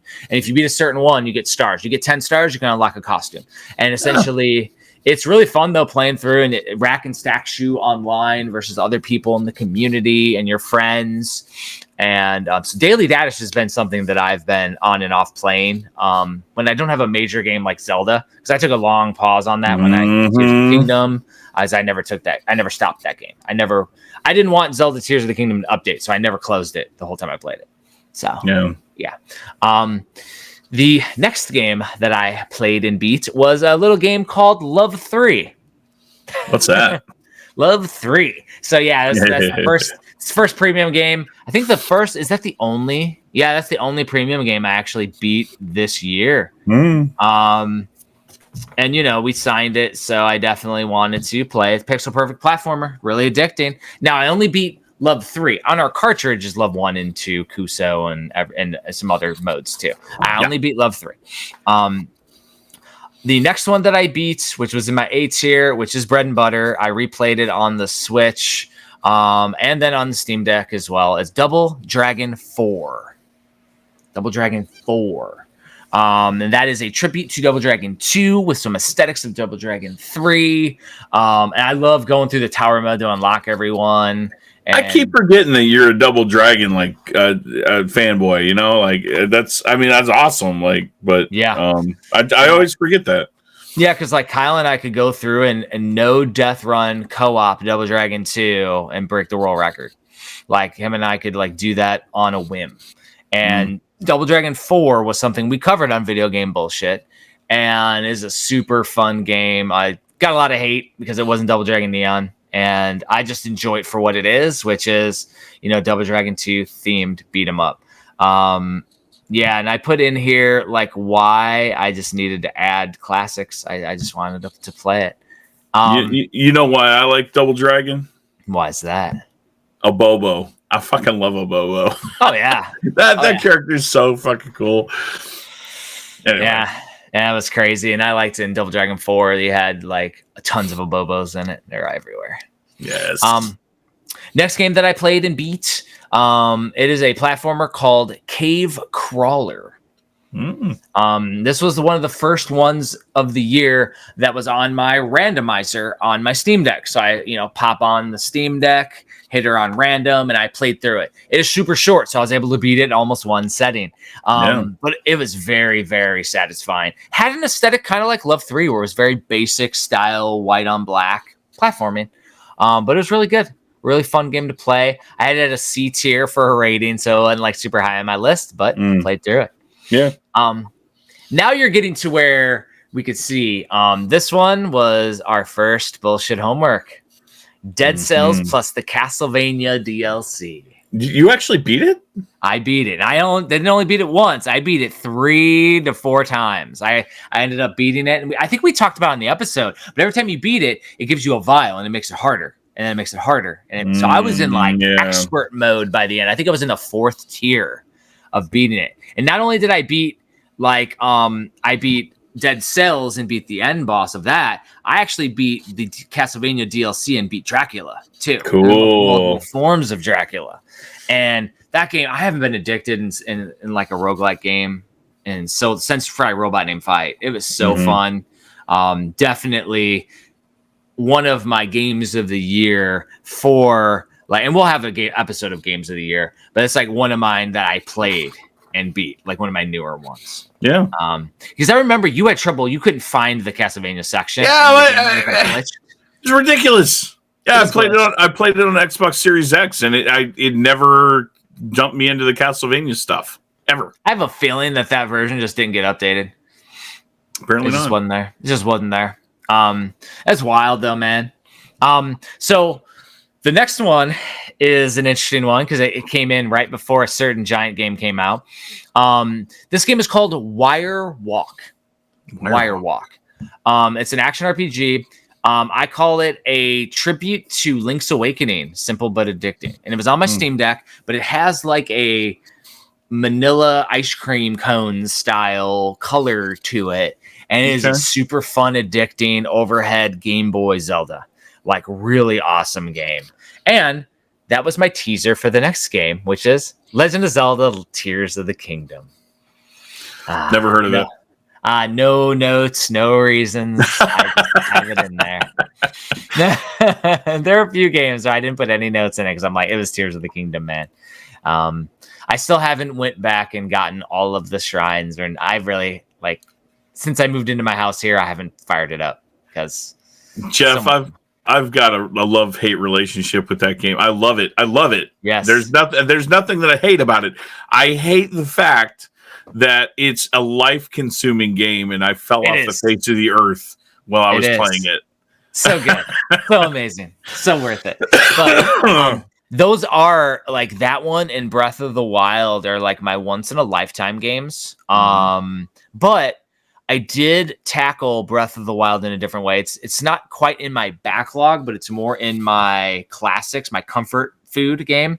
And I have it on my Steam Deck in Dolphin, and I put it so you can't break weapons. And so I can just run around and like destroy things with with no weapon breakage. So that's how I was doing that before Tears of the Kingdom, and I haven't went back since Tears because I need a year to cleanse my palate probably. That is probably the good thing about Tears 2 that they didn't do DLC because it would have just brought us back in. I'll tell you right now, if they decide to backtrack and say that they're going to do DLC for Tears of the Kingdom, I'm out. Oh, I won't be. Yeah, they'll suck me right back in, man. I'm a fool. Yeah. I will do it. I will absolutely do it. No, sorry, Nintendo. And so right there, that line right there is probably my like summer, right? Because that was our summer. Was Tears of the Kingdom. It was Tears summer. So we got in there. We're doing the podcast, and Tears kind of took over. And then this is like in between before we started to go to the bullshit randomizer homework. I did have a game right after that I wanted for my palate cleanser, and I don't know if we talked about it, but my palate cleanser was Super Metroid Legend of Zelda: A Link to the Past randomizer. We briefly talked about that, and that's such a cool concept.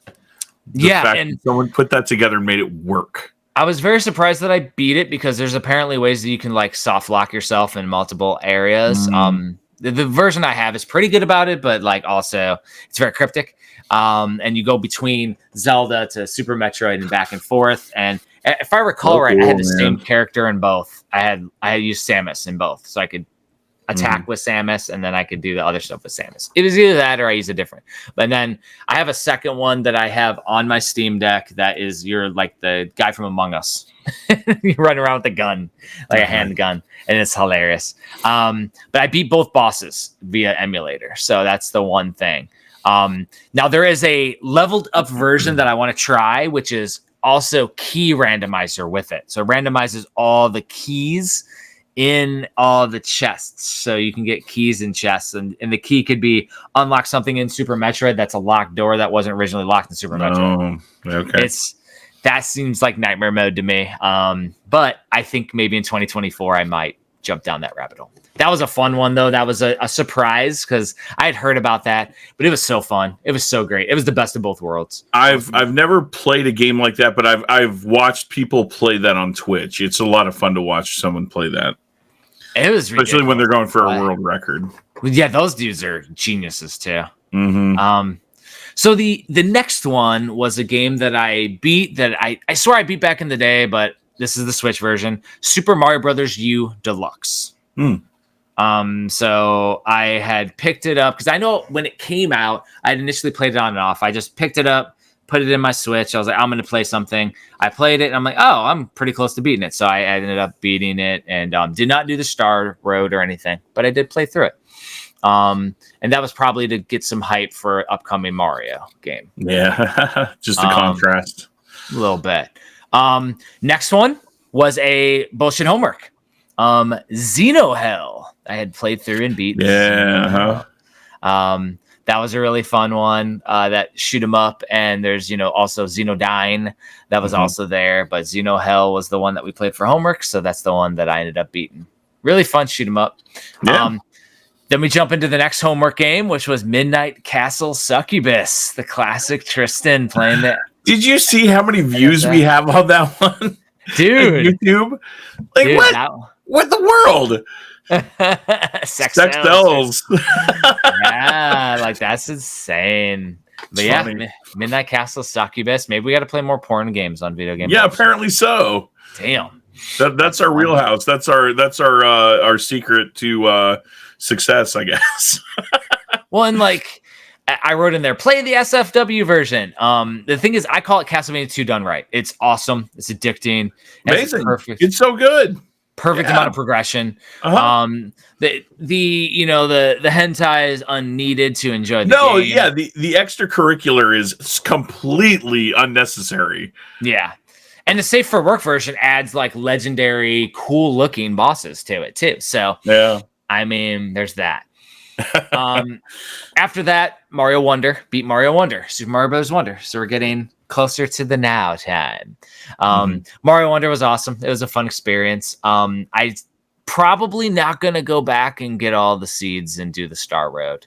That one level in the Star Road, I died like 30, 40 times. And I keep hearing about that. I have not played that level yet. No, I'm okay. Like if I had beaten that, it might have been too easy though. So I kind of like that they did that, but I'm also not going to go back. The next one, which was a homework game that Tristan didn't play, Dynagears. Yep. And that one you just put in coins until you beat it. So I literally played it until I did it. I'm so disappointed in myself because it looked like so much fun too. Yeah. It was fun as hell. Now it was super repetitive to where my thumb hurt at the end, but because I was just sitting there tapping the shoot button a lot and doing all that because there's an auto, but then when the auto bar ran out, you had to like tap the button real fast. Ouch. Now the next game is a remake of a classic, but easier. It's called Super Mario RPG. So literally Friday night, I decided to stay up till 3 a.m. and played all the way through, all the way from where I was at Booster Tower. I played the rest of the game. Yeah. I played for hours. Ended up 11 hours is what I beat it at. And in classic, VGBS gaming podcast fashion, from episode 50, I think I was in level like 8 or something when I got all the way near the end to the cake level. I'm in Marymore. And I was in like the 18s when I got there this time, and I crushed that cake in seconds. Fighting raspberry. And you fight the clowns and you fight all the stuff. It's so cool.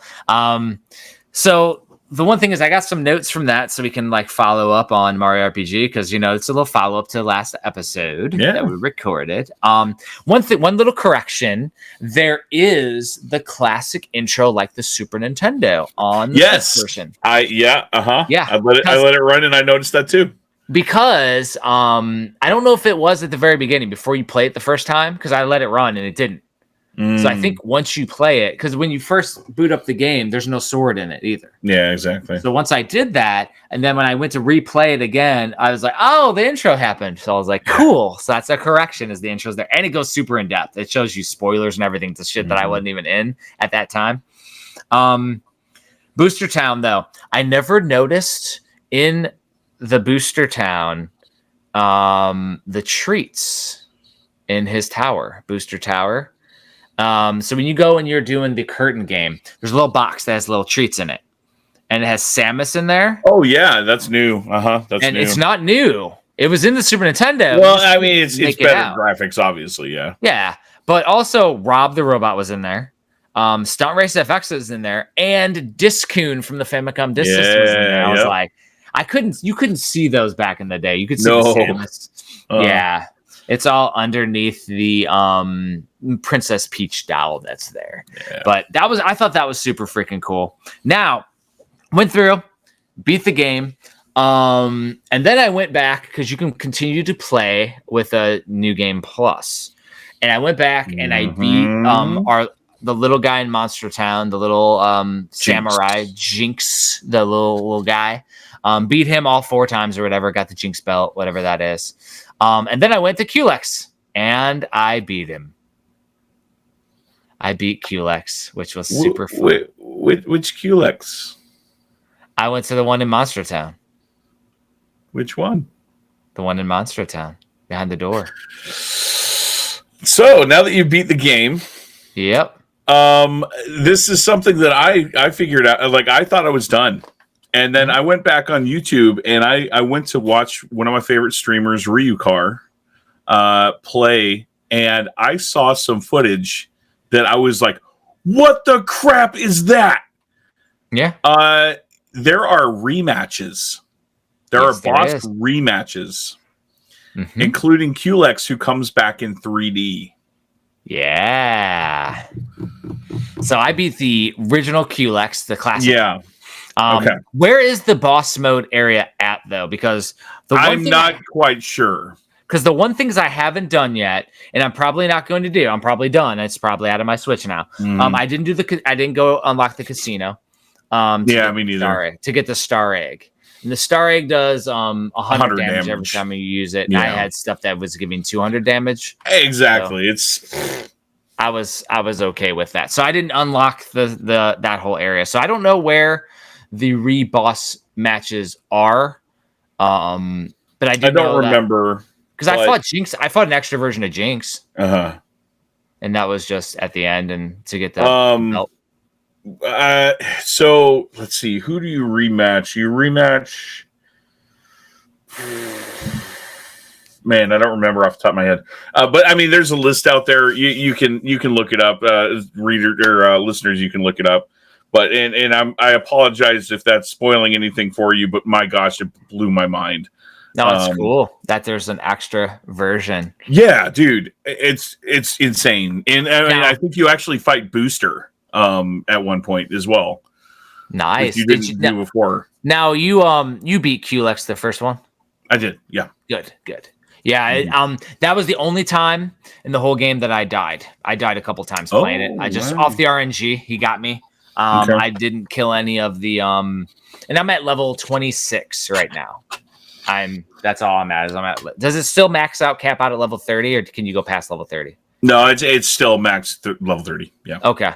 Yeah, because I'm at level 26. I didn't grind after that portion. Yeah, the first time I was fighting him, they just kept on frogging. Turned everybody into mushrooms, and so I swapped that out with the little pins, so that way I could get rid of the mushroom thing, and I could just use Peach to heal, and then I just attacked and started killing the actual crystals, and it was super easy. Yeah. But yeah, I saw Culex in 3D during his playthrough, and I was like, "What the expletive is that?" Because I had no idea that was a thing. I mean, I had no idea. It's just part of the New Game Plus, but they added content. Where they're at. Can figure out where they're at. So yeah, that would be interesting. That might get me to pop it back in real quick because, yeah. Very interesting, though. But yeah, it was fun going through. So that's why we didn't have a bullshit homework for this episode, anyways, is because we knew we'd both jump back into Mario RPG until we beat it. So for sure. And then with projects and all that, there was no chance that we were gonna have time to tackle a new game. Even though I say that, and I have one more game that I completed in the backlog. Since that? Since Friday. What did you play? So I sent you a picture of a game called Comic. Yeah, okay, so you played that. All right. Yes, and I played it. I call it a float former. Not quite a Metroidvania, but a float former action game. So it's like if you would play Contra, but you can float everywhere.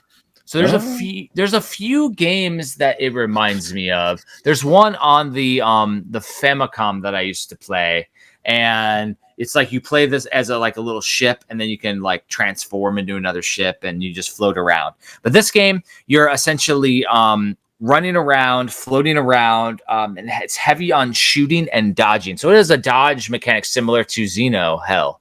No, not Xeno Hell. The other game that we played, what was it? The Striker game that we played on the PlayStation. That was yeah, it escapes me. But we played it for bullshit homework, and it had the dash move. So this character, you're this little doggy, and you go against, and he's like very tiny on the screen, but he floats all around, and you can shoot at blocks and blow them up, dash through it. There's wall power ups, a lot of Metroidvania things, but it's not a Metroidvania. You go into a mission to fight. And you go through it screen by screen, clear out the screen, get to the next screen. In the middle, there'll be a boss fight, and they're pretty big-ass bosses, which is really cool. And then you get to the end, and there's an epic boss battle. It is 5 levels total in arcade mode that I played it in, and then I unlocked a ninja at the end. So it's meant for multiple playthroughs. But I beat it. I beat my one time through. Now, for some of the notes that I took, the music has an NES Capcom feel to it. And I feel like we'll be using the music from that during this episode just because it sounds cool. Like I got an intro song I'll use and stuff. You have to dodge, and it makes you invincible as you do it, but it has a recharge. So you do the dodge, and it has 3 little dots. You can go dodge, dodge, dodge. But then it takes a second to recharge. So I was strategically using the dodge once, so I'd always have 1 or 2 in reserve, so if I need to use it. And so the enemies would do bullet hell, like your bosses would do bullet hell style barrage patterns that you'd have to dodge through, and waves to get through. And then it would dash at you or go around, and then there's certain snipers that will teleport and snipe at you, and it was super satisfying. One limitation that was interesting, which probably it was done by design, was you can only shoot left or right. You can't shoot up, you can't shoot to the sides, and you're floating around. So but you can dash upward. And the dash can dash through things like walls and bricks and stuff.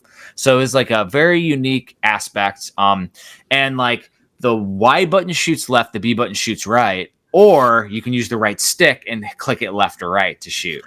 Is the game isometric or is it 2D? It is 2D. Complete 2D, like a Metroidvania. Okay. Yeah. Kind of like Cyron and some other games where you're in space shooting. Super, super cool. But it goes with missions, so it's not open world at all. So it's not a Metroidvania. I gotta stress that since I'm doing the Chronicles. And there's multiple difficulties, and it does give you a grade based on how much you die and how long you take. So I think I got a B for my entire run. I played it in easy mode, but then there's a normal and a hard mode that you can also play it in that turns up the difficulty. And I think it adds extra obstacles and stuff for you to dash through to make it more challenging. And there's a boss rush mode. So after I beat it, I unlocked a new character, the ninja, a challenge mode, a labyrinth mode, and a boss rush mode. So this game's huge. And it has multiplayer. We can play together. We can play 2-player together with this shoot 'em up game. The game has a lot of depth. I thought it was freaking badass, and I just randomly hit a button and sent you a picture of it. That's all I did. And I started playing it, and I was like, all right, well, I'm gonna play it. That one was cool as hell, though. And then there was one other game that I played on random but didn't beat it. It's called Scoop Kick. Scoop Kick. And essentially it's like Burger Time, but instead of pushing burgers, you kick ice cream cones onto ice cream scoops. But the thing is, all the enemies that come after you, they're like strawberries and blueberries and whatever, or grapes. When you kick the ice cream cone, it runs over and turns into a blueberry on the ice cream cone, and then you go on there and you get bonus points. Nice. Yeah, and so the thing is, it's a little bit more fun to me than Burger Time because there's so many ladders you can kind of like goad the enemies, whereas you don't get trapped as much as you do in Burger Time. But there's no attack. I'm terrible at Burger Time. Oh, I am too. Like I use the pepper, and if I could play Burger Time with infinite pepper, it might be fun. Yeah, I think Burger Time should have infinite pepper. Yeah, or at least more pepper than they give you. Like one, yeah. In Scoop Kick, you can kick, but you can't kick the enemies. So I didn't, yeah. I got to a bonus level where there was like little ice cream bars. And then the ice cream bars, like there's 2 spots where the enemies trap you. So I couldn't figure that out. And you have like 2 lives. So yeah, I got through the whole first world though. It was fun. Got through the first world though. Fun. Didn't beat it. Not in the backlog. Like wouldn't sign it for premium edition games, but it was cool. But it was fun. But yeah, that was the craziness of my game playing. And so the cool thing about that was, that was like a very long way to show how tackling the backlog is effective, because I was able to get through games, have memorable experiences playing them. Some of them we recorded and gave it more longevity. Some we didn't. But it allows a way to document what I'm doing, which is super fun. And it's also like a kind of appearing into that year too, which is pretty fun to see like where my experiences were. And you can almost like summarize the year in certain things, which is super cool to do.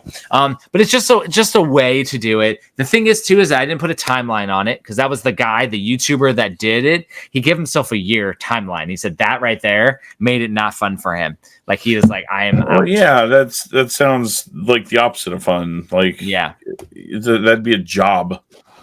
And for me, it was just like, I'm just gonna put it in the backlog, and then if I pause it for too long, I just move it over to the pause, and I don't have to look at it or think about it. And then, and then the other thing that's cool is on here you can create your own collection. So I could create a backlog collection too, so I can toss other games. So there's other games in my backlog on the Steam Deck that aren't necessarily in my written backlog, that aren't that important, and I can just click a button and remove or add. So it makes it fun.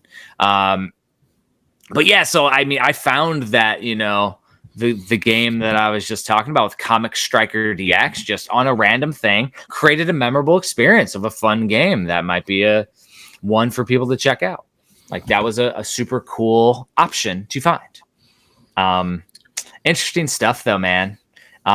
So are there any games that you've actually completed that are outside of that realm, or did you not document so you don't have a good backlog way of? I didn't document, and this is making me want to do it for sure. Yeah, and it's just another thing too to recharge your batteries after a project. So I do it like in between writing or in between formatting. I'll go, let me go F around with the backlog, and like I go there and then I just update a few things, and like every once in a while just to maintain it a little bit. And it just creates a nice little story that I can use, because I'm also writing memoirs and stuff that I'll eventually publish. So I'd like, I mean, like for premium, I beat Love 3, I beat Eagle Island, I beat Wife Quest. As a person who writes the manuals, like I take it upon myself. I want to make sure that I know exactly what's in the game, which means beating the game. That's just I feel like it'd be irresponsible not to. Irresponsible. Really, I mean, it's my job with Premium Edition to write these manuals, so I want to make sure that I understand the game as best I can. Yeah, I mean, it totally makes sense. Yeah, and yeah, it's just the tackling of the backlog is a fun little piece, and the thing is that then I went down, and whether it was worth my time and all that too, I did that for like everything, and took loan notes just to give it a little thing, because eventually I might be like, all right, let me do my the VGBS book like we had talked about, and now I have at least, I don't have to like re-watch and re-listen to every episode to get because you have a list. I have a list, and I can kind of pull pieces that I actually beat or didn't beat and why. And it's just a fun way to look at data, and also it releases endorphins to just put it out there and put it down. And for sure. Yeah, it's a different aspect for sure. Yeah, I don't know how I'm going to log it, but I think I'm going to start logging that stuff from now on. I'll send you my my spreadsheet. You can. Oh yeah, that's perfect actually. Yeah. Yeah, and any listeners, if you want me to send you a spreadsheet, I can send you a link to the spreadsheet too, so that we can check it out. That way, you get a starting point, and you can then change it up for however makes sense for your brain, because everybody's brain's a little different. But just really, really cool way that I have found that works, and all the way since 2010, I've been documenting it. Now, where the project took shape this last year, though, after Kyle passed away at the beginning of the year, I re-uploaded all the VGBS episodes up on Anchor. Apple Podcasts only keeps 50 episodes on it, when that's how we used to upload. Wow. And so Anchor does them all. And so when I did that, I did all these summaries. What I also did is I had in there which games we had played and which games we had beat for VGBS. So I had also done a documentation of what games we had played and beat for the backlog as well, so I could do the years, and then I had the year that the episode was released, so that's perfect. So I actually had a way to get in the middle there for the podcast and the playcast too, which is super cool. With the old playcast, I didn't beat every game too, so that's a bad documentation. But yeah, with so many games though, it is wild to think about how to do it. Yeah, and I mean, like, I'm a little bit inspired now, as now that I hear how you keep track of things, and it's kind of I surprise myself that I haven't done something like that, already, because I know that I don't have the best memory. I just don't. I joke around with my wife, like she remembers like intricate details about things, and I don't know how she does it, but like she always takes a bunch of pictures too. She takes enough pictures for the both of us. Let's be honest. But I always joke around and say that I don't need to take pictures because I just remember, which is completely not true.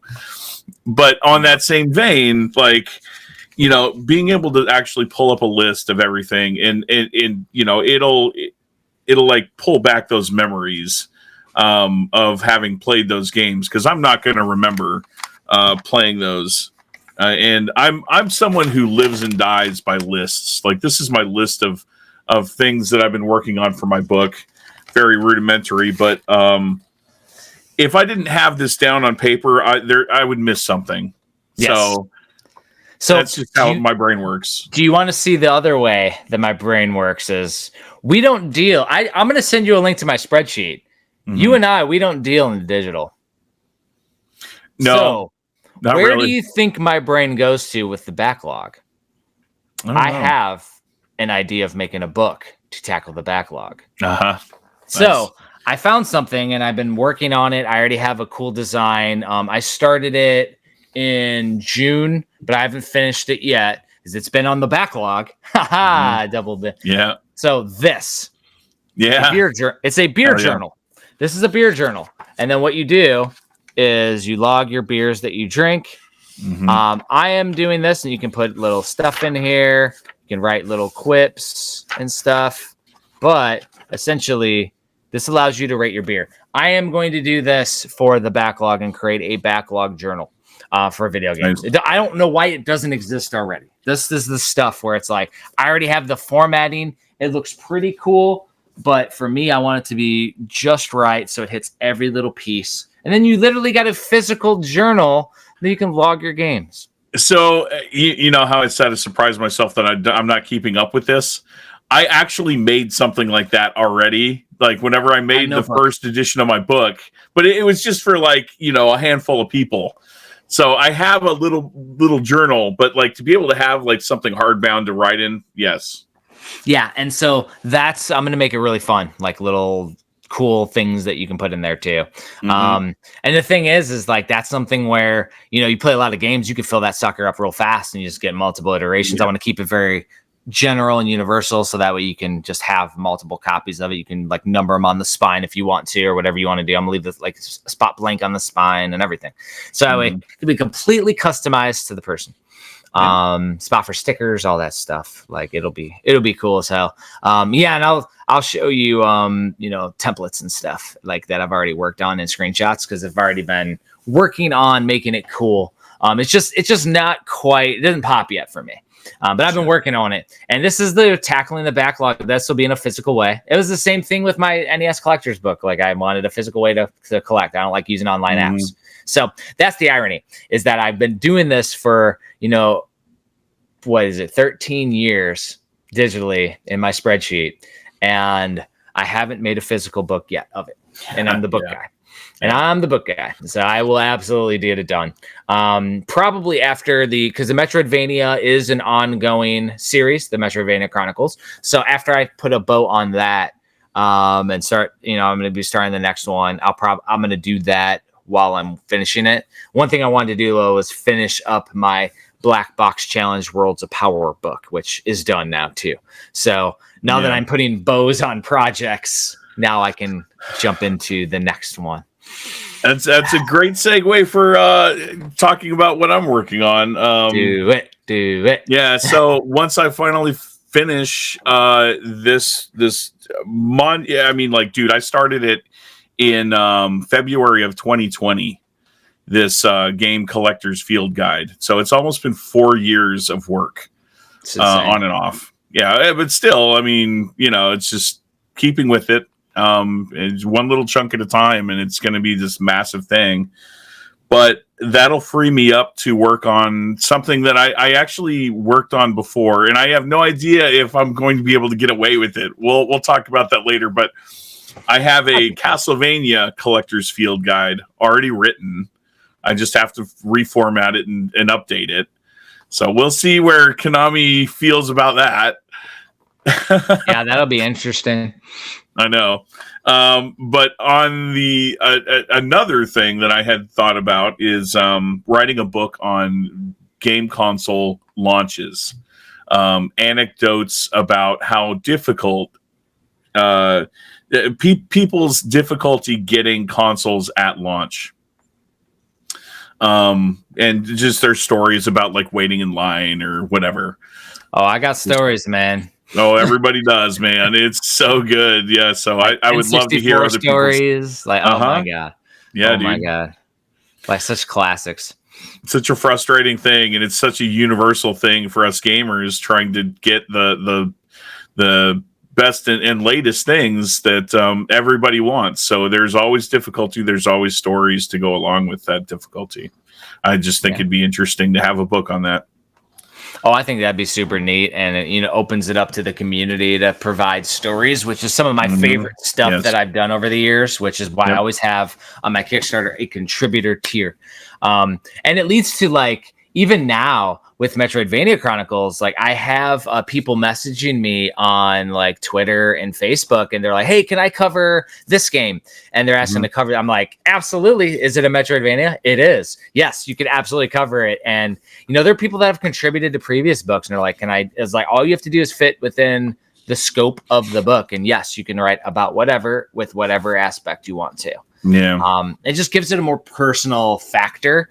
And that's the one thing I didn't add yet to the Metroidvania Chronicles is my own personal anecdotes yet. And I'm going to do at least a couple of personal anecdotal stories to it. Because, I mean, I got my Symphony of the Night story. I got my Super Metroid. I got all my stories in there. Yeah. And, like, it's because I'm doing, like, more historical write-ups of the impact of the games in the Chronicles. And then what I want to do though is still add into the back some quips. So, and that's typically the only thing that's going to take time with the book. 'Cause the book's done. 150 pages are done and written. Yeah. All I need to do is add in any, you know, backer stories. And then I'm trying to keep it under 200 pages. Let's see if I can do that. For a magazine, a bookazine. Yeah, a bookazine. Hey. And, we had people asking, am I going to do other Chronicles? And I'm like, if people are interested, I'll do the shoot 'em up Chronicles. No problem. I'll do I call it the Zelda-like Chronicles, but the action RPG Chronicles, whatever. Like, I mean, you could do genre by genre, niche things by niche things. The platformer Chronicles would be amazing. Like, it's like, there's just so many cool genres that you could just dig deep into. That would be really fun. And I mean, somebody asked me, would Volume 2 be a different genre? And I'm like, oh no, like, Metroidvania Chronicles is going to continue. I barely scratched the surface of this. Like, there's so many games. I have hundreds of games that I haven't touched. And like, I have a list. I have a digital list of all the Metroidvanias that I come across. And, there's the Metroidvania Kickstarter or Facebook group that I use. And I think they said they were going to put up the banner, which is really cool of them. So Sid, I actually know Sid, the guy that was actually talking to you about that. Nice. That's cool. Yeah, like they had offered that, and I was like, okay, cool. Like, I created a few imagery and sent it to him. I think it was too like wide for the image, but I still sent it over. I'm like, hey, if you need me to edit anything, let me know. But it's been interesting. I did all the Kickstarter updates as well, like the old projects I did updated, and I just posted. I used different screenshots based on if it was my NES book Kickstarter or if it's Super Nintendo one. I used the Super Nintendo one or NES spreadsheet. So I use different.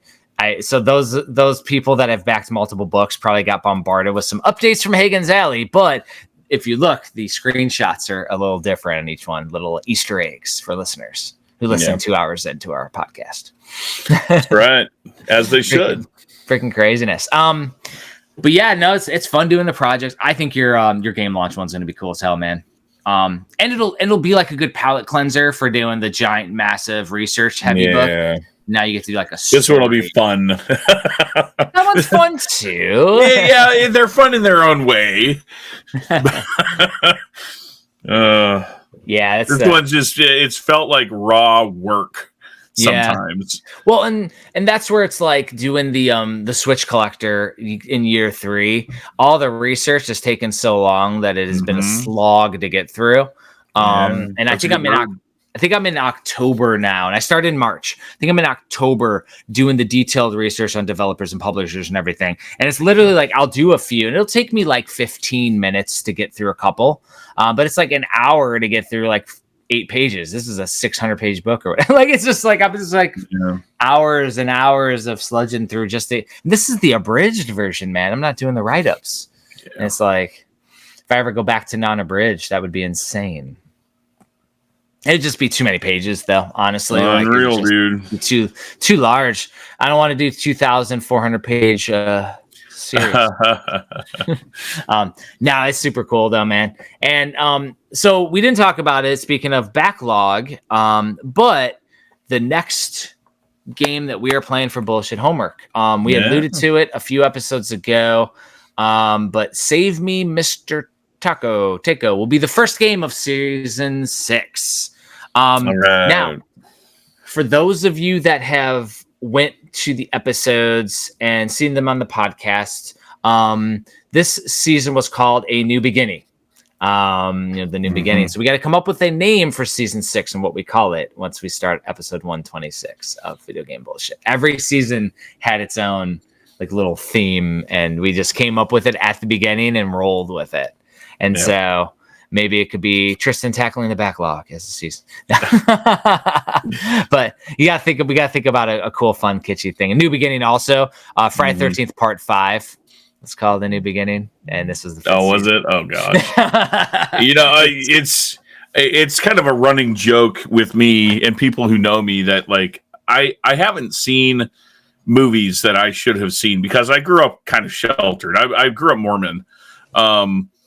Like especially especially rated R stuff I never saw. And whatever nowadays, but I've never seen a Friday the 13th movie. Never. Oh, awesome. Well, then it looks like season 6 of VGBS needs to be Bullshit Lives. Jason lives. Bullshit lives. Bullshit lives. Hey, wait till we get to season 8 and Bullshit takes Manhattan. Bullshit in space. Bullshit in space. Nah, it's part. Yeah, it'd be hilarious though. The new blood. It'd be part 7. No, bullshit X will be season 10. Bullshit X. Yeah, there Bullshit X. Now it's yeah, it might be bullshit lives is season 6. That'd be hilarious. We just do Friday the 13th freaking jokes for season names. Yeah, why not? And maybe one of these days I'll actually sit down and watch a Friday the 13th movie. I mean, it sounds like a goal when we get together, man. Yeah. Sounds like a goal. I've watched them all. It's a million times with Kyle. That was part of the Phobos Militia. We did a whole history on Friday the 13th. That was fun. But yeah, I think it's time to put a bow on this episode. What do you think? Yes, sir. Yeah, we're at a couple hours, fun times. Definitely join us though for listeners for Save Me, Mr. Taco. I'll be playing the definitive edition because there is 2 versions. The definitive edition on Nintendo Switch. I think it was released by Limited Run Games, but I will definitely be playing my copy, which I think is right here. Yeah, look at that. I gotta put it into my Switch though to play it. And then we will continue. Thanks everybody for supporting Metroidvania Chronicles. It's funded and still picking up steam. I used to do a joke, Tristan, and I had to stop it after the complete SNES. And it would be on Kickstarter. Your phone doesn't update every time you get a backer when you launch a project. So what we were doing for the complete SNES, I did this at Let's Play Gaming Expo when I launched the first complete SNES. And what we did was every time we got a backer, we took a drink or a shot. Oh my gosh. And it exploded. And it was insane. It was like every 2 seconds, like, because that book went viral. That book went insane.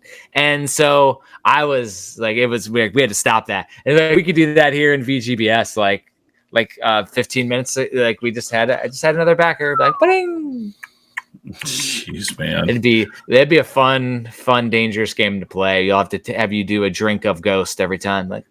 There you go. And dude, like I know, having done a couple of Kickstarters now, it's so much fun just like watching and seeing those numbers grow.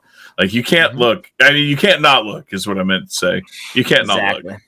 And the other thing is that next up is stretch goals. So I do I do the same art piece that I do for the last couple. Somebody awesome created me a for all the different stretch goals. So I just use that, and it's a quality based stretch goal. I don't want to add anything that people would have to buy. I add in quality to what's already coming out for the book. And typically if I get a good quote, I'm going to try to do it for free anyways, because it's all for free. So I'm going to try to do it. But a lot of this stuff costs extra money, which is why the extra profit margin on the extra piece allows me to do the extra bonuses like end sheets and all the extra printing and all the extra pieces. I'll do extra bookmark ribbons and all the extra fun foiling and embossing and all the crazy shit that is super fun to do. I still have one guy that really thinks he knows how to do printing and production way better than me, and he's still messaging me on Kickstarter like he knows everything. And I'm like, it's funny stuff. I'm like, dude, I've only been doing this for almost 10 years now. It'll be my 10-year anniversary in 2024. Like, okay. I haven't even argued with the dude. I just said, okay, man. Well, I appreciate it. Well, you didn't answer my question. And then he goes off on another tangent. And I'm like, all right, man. Like, it's all good. Like, it costs money to do the things. And it's not like we're printing tens of thousands of copies to get the book's pricing down to ridiculous amounts. We're doing, 500 copies, 1,000. Yeah, we're hipster artists, guys. Yeah, it's like doing that, like about what we're charging is about what we're doing. But yeah, no, it's been super awesome. It's always super fun and humbling. And it's like what I said I think I said it in episode 50 of VGBS, the series 2 finale. And if a couple people, one person enjoys what I'm doing, I'll keep doing it. That's what I said on that episode. And that's still to this day. If people enjoy what I'm doing and I can afford to make them, I will keep doing them forever. And if I can't afford to print the books, I'll do it in a different way digitally or something. Like I'll still get my stuff out there, just like we're doing the podcast. our YouTube. We're not going to hit the algorithm, so we're not going to get a crap ton of subscribers because we're doing this how we want to do it, and we don't care. Like if we wanted to, we just do succubus games all the time, and we get a lot of. We're the succubus podcast. VGBS, video game bull succubus. Yes.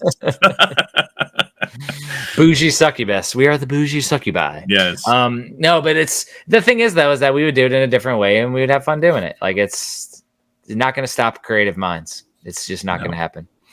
But anyways, I think it's time to say adieu. Thanks everybody for listening, and we will see you next time. Later, guys.